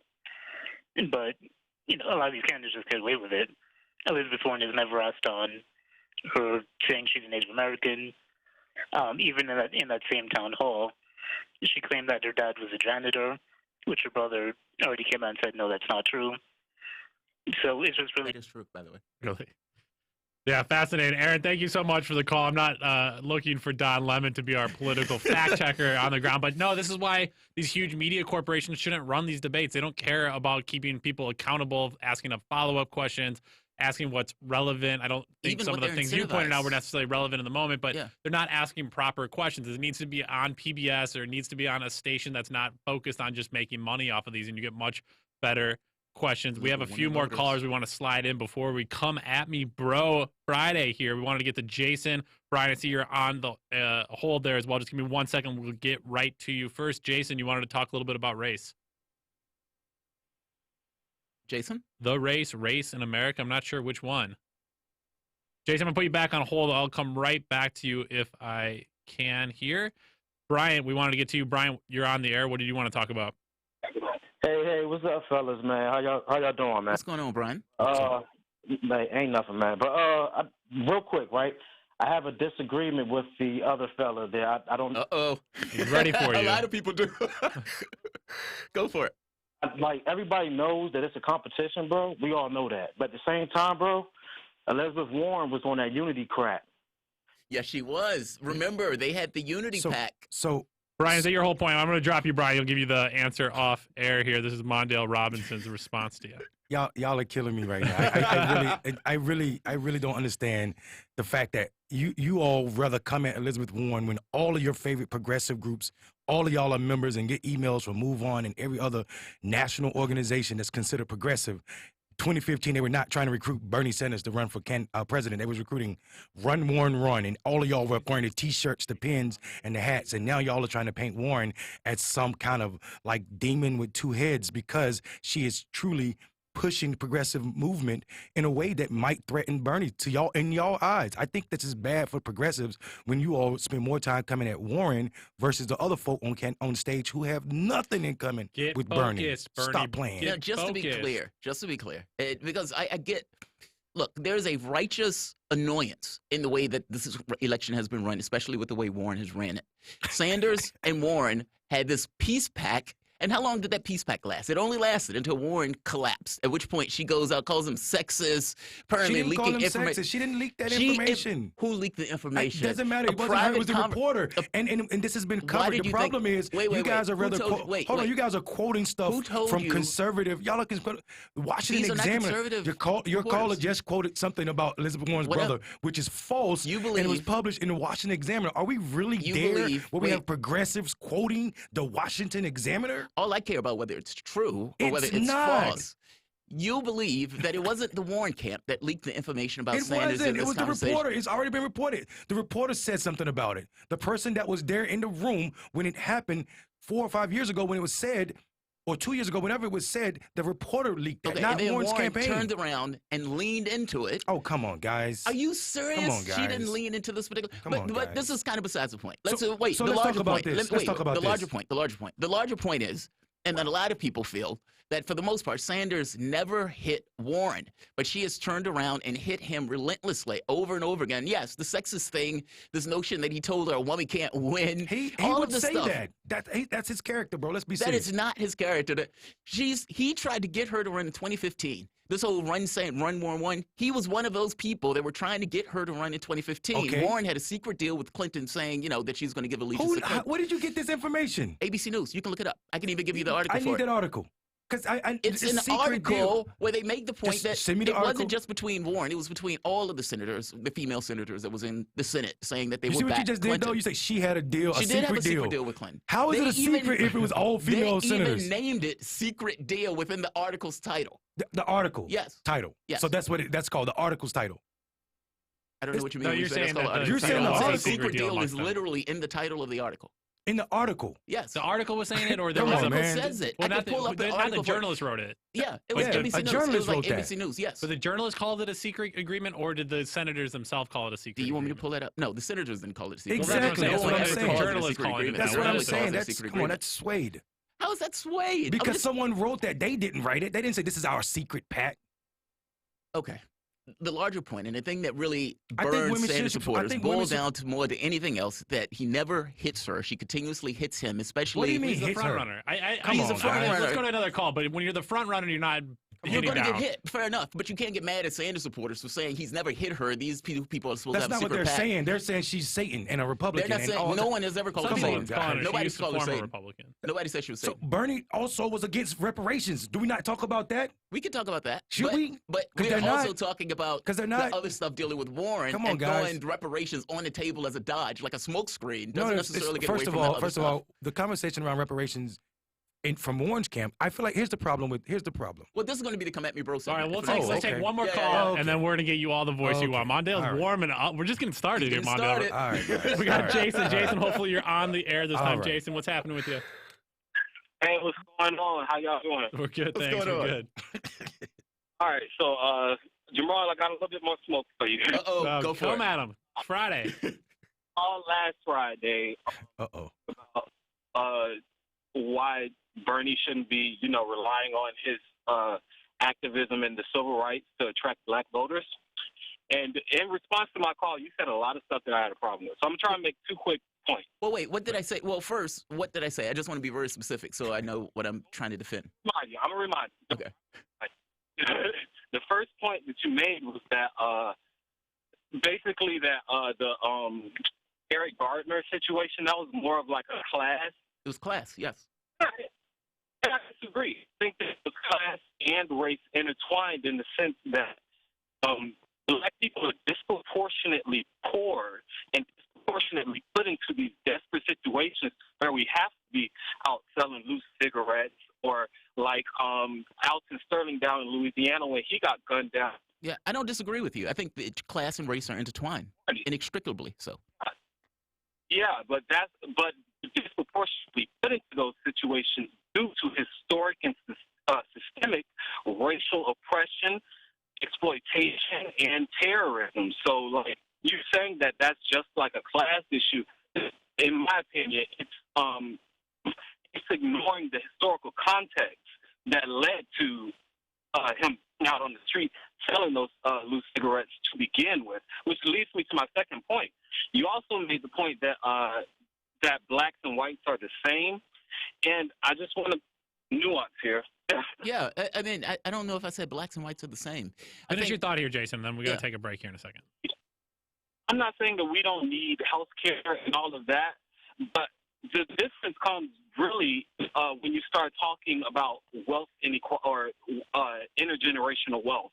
When you have a country where the median white family holds like $115,000 of wealth without depreciating assets, and the median black family of three is holding $1,700, that's quite literally two different Americas. And us ignoring it, that's not going to fix it. We have to acknowledge these differences, acknowledge where they come from, and try and fix them from the root. And you don't do that by just focusing solely on universal policies, because we didn't get to those two disparities.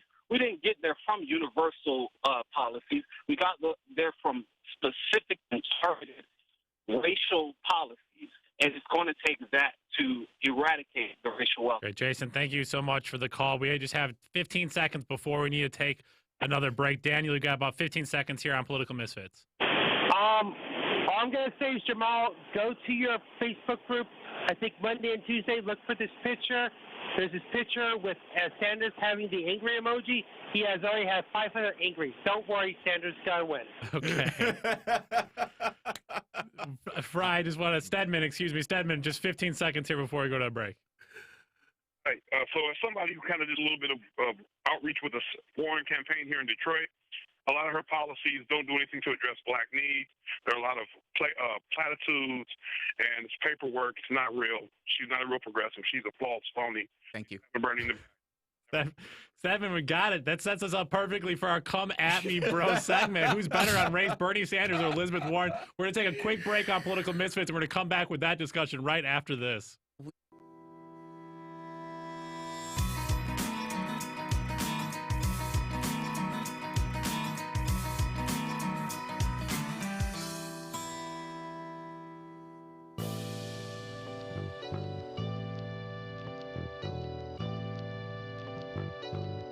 What's the most important hour of the day?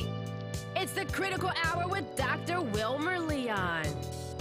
On this show, we don't just deliver the latest headlines, we divide the real from the fake. Tune in to hear from some of the most brilliant political minds of today, get in-depth news and analysis that goes beyond the surface and dig straight into the details. Set your clock to the Critical Hour for a news perspective unlike any of those other guys. Tune in to the Critical Hour with Dr. Wilmer Leon, weekdays 6 to 7 p.m. Eastern, and catch us on Facebook Live. You're listening to Radio Sputnik.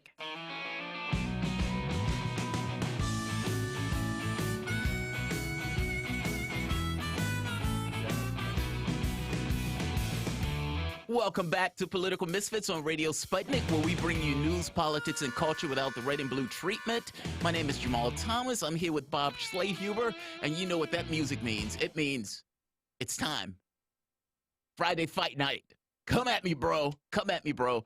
And so for the Come at me, bro segment, we have Mondale Robinson here with Black Male Voter Project. Thank you, the Black Male Voter Project. And yeah, please tell us more about Black that. Male Voter Project on all social media platforms, and also blackmalevoterproject.org. Excellent. So we've been having a Come At Me Bro, I think, all morning, especially around the notion of Warren. We've had a punchy audience. That's great. We love it when you guys give us a call. The number is 202-521-1320. That's 202-521-1320. 888-2-10. Galloway says, if you're hard enough, call in. In our case, if you got an opinion, make it known. So the question, who has been stronger on this notion of race in America? And you could pick any candidate you want. You can have Warren, Biden, Sanders. Bloomberg is apparently making a pitch to the black vote in this kind of weird way. Clearly, I think Sanders, because I tend to focus on issues of class, and I have a hard time budging people on issues of race. And I think I can, to some degree, lessen the severity or the environmental situations that push people into these areas of either fascist or policies where they may be rather hateful. It's not that I ignore race. I mean, the caller who called in said I ignore race. That's not it at all. I mean, I am more nuanced on this. Ultimately, I think these things are intertwined. I don't think you can talk about race in America without talking about class. I think those things are inextricably linked. Nor do I think you can talk about class without talking about race. I mean, slaves were brought over into this country as cheap, inexpensive labor. So it's almost like these two things are tethered. I even agree that the moment that the two things were tethered, you have a differential advantage between the poorest white person on the planet versus the richest black person on the planet. Well, now you have a differential advantage just based on race. So it's not that I think these things are untethered to one another.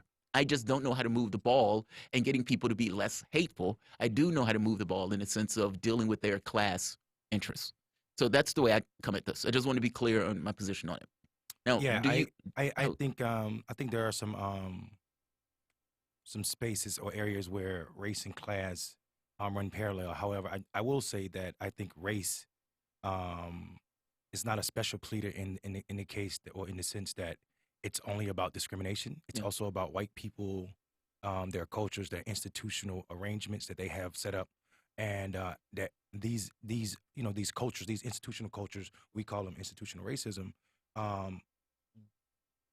can't be fixed with dollars or economic policies that are race neutral. Therefore, I lean more towards Elizabeth Warren as it pertains to policies about race.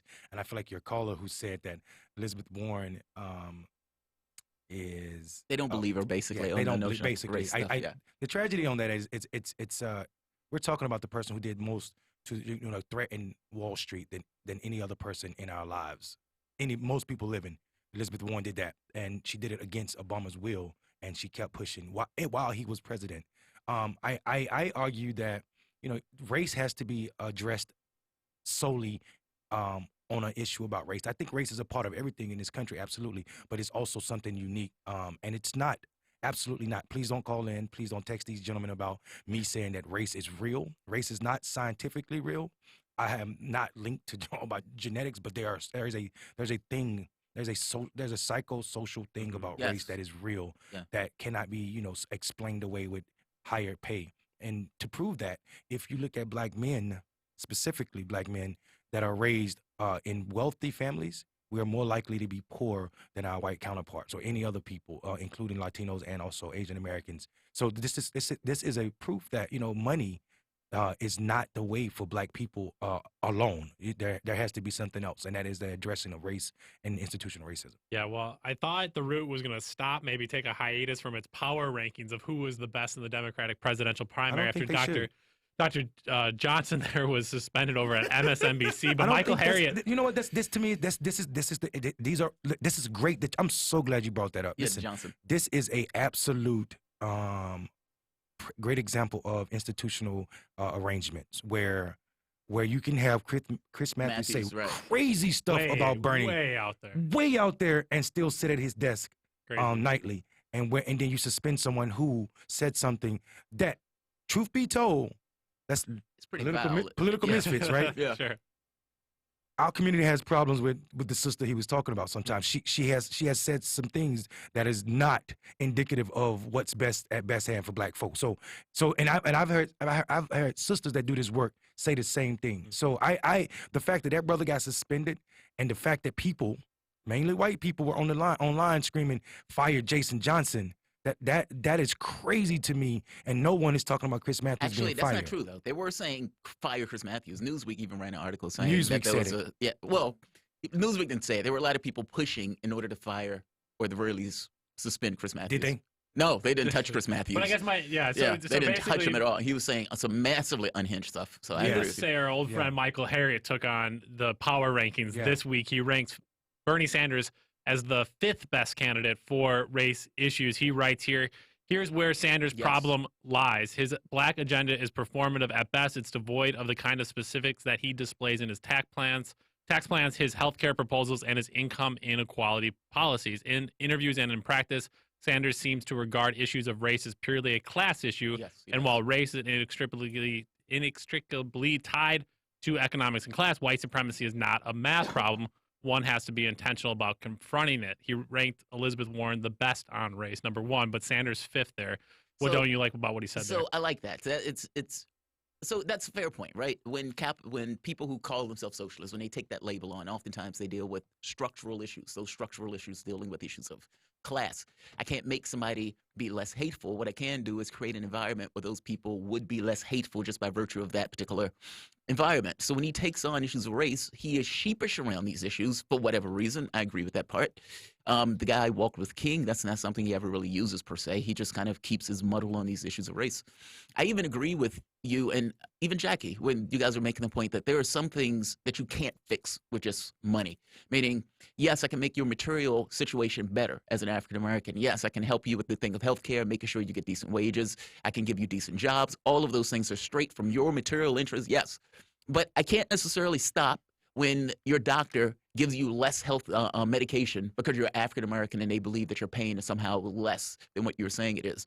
Well, I can't stop you from not getting that particular job or not getting that particular house. Like there are certain intrinsic things in the bricks that makes it difficult. Even cops. I mean, I can't stop that cop from profiling you. I mean, Bloomberg, who's running in the, I want to curse, but Bloomberg, who's running in the race for Democrat, an oligarch who put through a racist policy where he stopped nearly 500,000 blacks every year just for being black. It wasn't a situation where that guy had anything. The overwhelming majority, we're talking about like 80, 90% of those people were completely innocent. And the one thing Bloomberg said was, hey, we stopped too many white folks. We had 10% white folks that we stopped, too many. So it's in the bricks. And like Bob says, it wasn't that stop and frisk started or ended with Bloomberg. That was the policy in general, across multiple fronts. So I understand that there are certain things that are just in the bricks in the way that we go about, and maybe there needs to be somewhat of a racially specific focus on it that Sanders, to some degree, lacks. I can agree with that. Absolutely. But by the same token, I care more about materialistic benefits as opposed to these notions of, because I can't fix the other stuff. What I can do is make a less hostile world based on policies that dramatically hit the bottom share of the economic ladder. Meaning, an individual with health care can go to the hospital. My wife, she doesn't go to the hospital because she doesn't want to deal with a bill. My wife is black. That's a concern that whites, blacks, Asians, Hispanics across the board. Same thing with expansion of Social Security. Same thing with wages. All of these things are things that he is authentic and serious on, and all of these things will materially benefit the people at the bottom of that economic scale, mainly African Americans. As you said, the wealth distribution between these groups is dramatic. He is the person with the authentic policies, whatever you want to think of anybody else. And by the way, I don't think any of the people watching this disbelieves Warren on Wall Street. They absolutely believe on Wall Street. The issue is they don't believe on the other stuff. Whereas this guy, they do believe. Yeah, and I think the tragedy is whenever you, and I think that the tragedy of this is whenever one poses a progressive agenda that is race neutral, they have a very, in my opinion, they have a very inadequate definition of race and what it means to be and exist in this space where I am black and seen as such. I think another problem that is seen and borne out in all of history and all of policies, when we make policies that are supposedly for the lower rungs of like those amongst us or the least amongst us, to be biblical. I say when you don't spell out who that least is, then we get redlining. You get veterans. I'm a veteran. You get veterans coming back from a war that are not allowed to buy houses or use the GI Bill or get student loans, which created the middle class. So I argue that Bernie's policies lacking the specificity of naming black people and our problems, our sufferings, and other folk that suffer like we do, which are very few. I think it's probably why he's fifth on that poll, because we know generic policies never benefit black folk, and when they're enacted. And Bernie, and I definitely believe Bernie is absolutely consistent on how he feels about what these universal policies should be. I also know that we have a branch of government that does not that he's running for is the executive branch. He's already in the branch where he should be trying to pass these laws. Yeah. That's where they would be written. The only thing I want to say about this is in Iowa, I went to back-to-back rallies, one to Warren and then to Sanders, and the difference of conversation around race issues was so stark. Warren was very vague and maybe that's Iowa, maybe it's an all-white audience, maybe that's just not where she was playing to, verse where Bernie was very specific on the issues, and maybe, again, just a small sample size. Go ahead. Which issue? What? Which issue? You mean dealing it was just kind of how they tackled the idea. She goes, basically, there's economic inequality. People applauded. They go, yeah, it's even worse for black people. People applauded it. And then she moved on to just everything else, where Sanders said black and white inequality exists. That means that we need to address this issue. We need to legalize marijuana on day one. We need to get rid of all charges on marijuana. We need to end private. So you tick through the box of issues. But yeah, sure, it's not a fully comprehensive, but just the way in which it was presented on the stump. Obviously, I think it's been much different. Elizabeth Warren is catering to black activists across America in a much different way than Bernie Sanders has. And for me, that's also a big sign. I follow a lot of black queer women who have endorsed Warren. So for me, she is appealing to the segment of black voters that I look to guide my own ideology and my own actions. Let's get through quite a few calls here. We just have about 10 minutes left on Political Misfits. Christian, you wanted to talk about Bernie versus Warren. Yeah, hi. Can you hear me? Yes, we can. Yeah, go for it. So bad. I have a voice problem.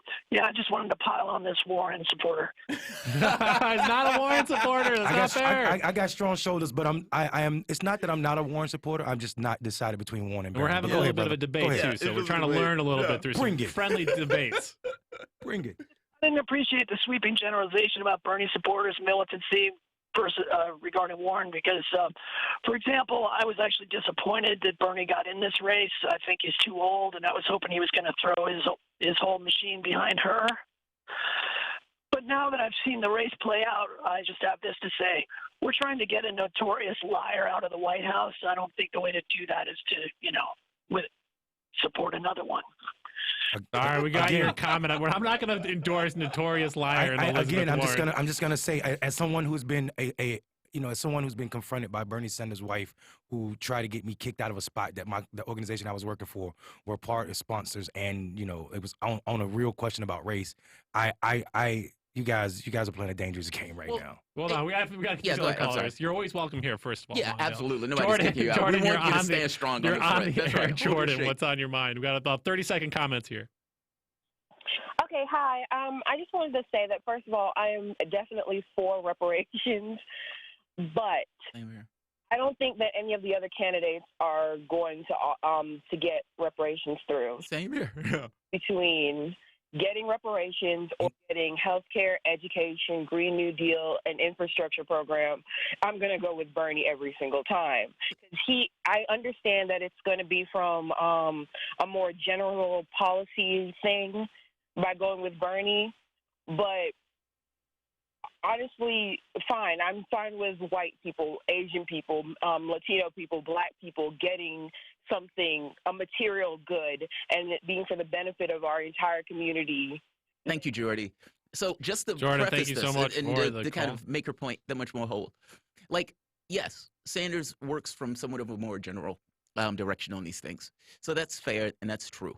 By the same token, when you're looking at the policy proposals that he's putting out, it is undeniably true that it benefits the bottom segment of the society, because I am for reparations, by the way. I think reparations, look, the moment that you have labor.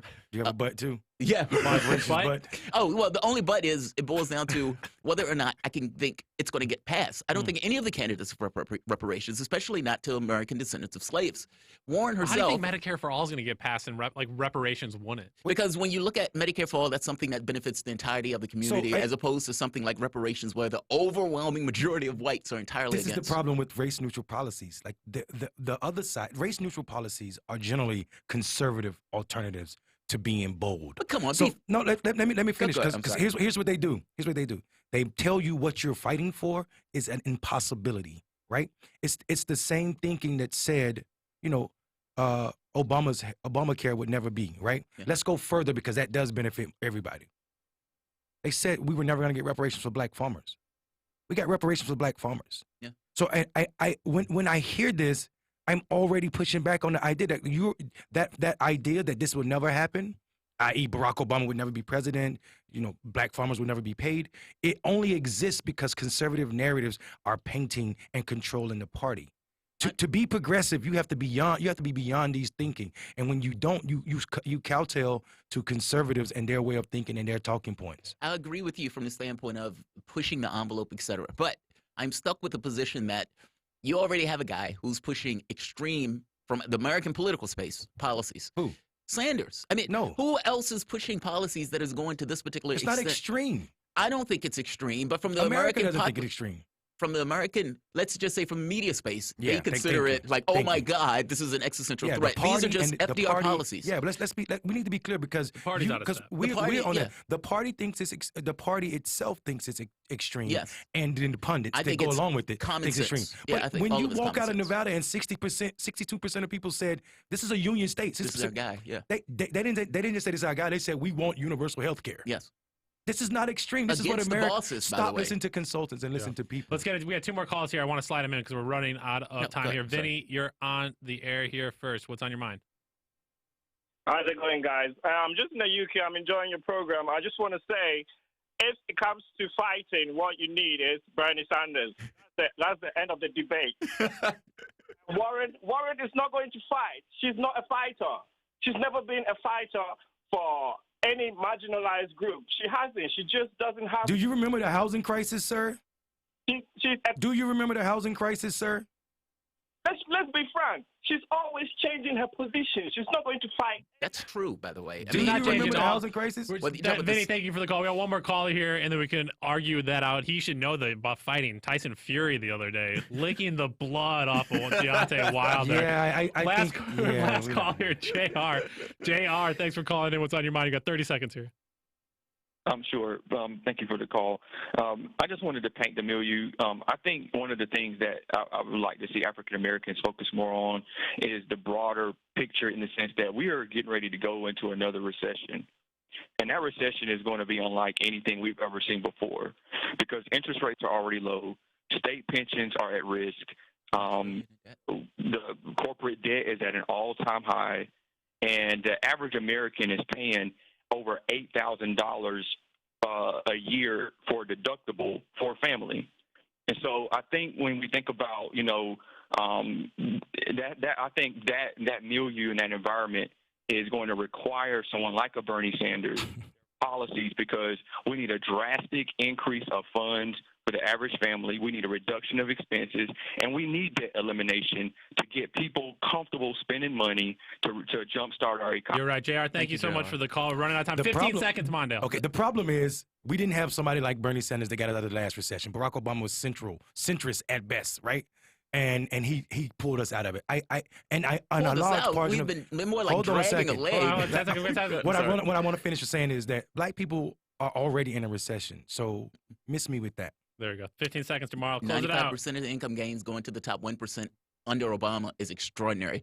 And so I agree with you. It's this dragging the leg thing. Look, I agree with JR. I agree with the callers. I do think if you have a situation where you get rid of people's major expenses, like I think of all my major expenses, if I lived in Europe, they wouldn't exist. Right. Just the very basis of being a person and this notion of what your society can do if your society comes together to use the resources, that is an amazing thing. That's a hegemonic shift in regards to the way people perceive themselves and their government. And like the caller said, if there is a bust, you would want somebody having wages, healthcare, at the very least the basics. I would want somebody to help get us out of the last one. Well, that too. A big thank you. That was Mondale Robinson, Black Male Voter Project. Thank you to all of our guests for joining us, Wyatt, Reed, Ted, Rawl, and all of our callers. It was a fun show today. We'll be back with a full show on Monday going over the South Carolina results ahead of Super Tuesday. You've been listening to Political Misfits live in Washington, D.C. Now get back to organizing.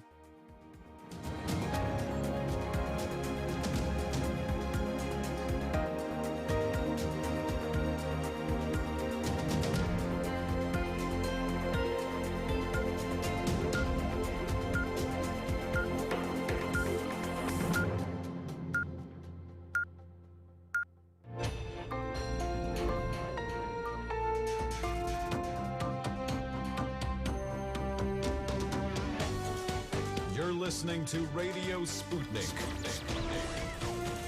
telling the untold.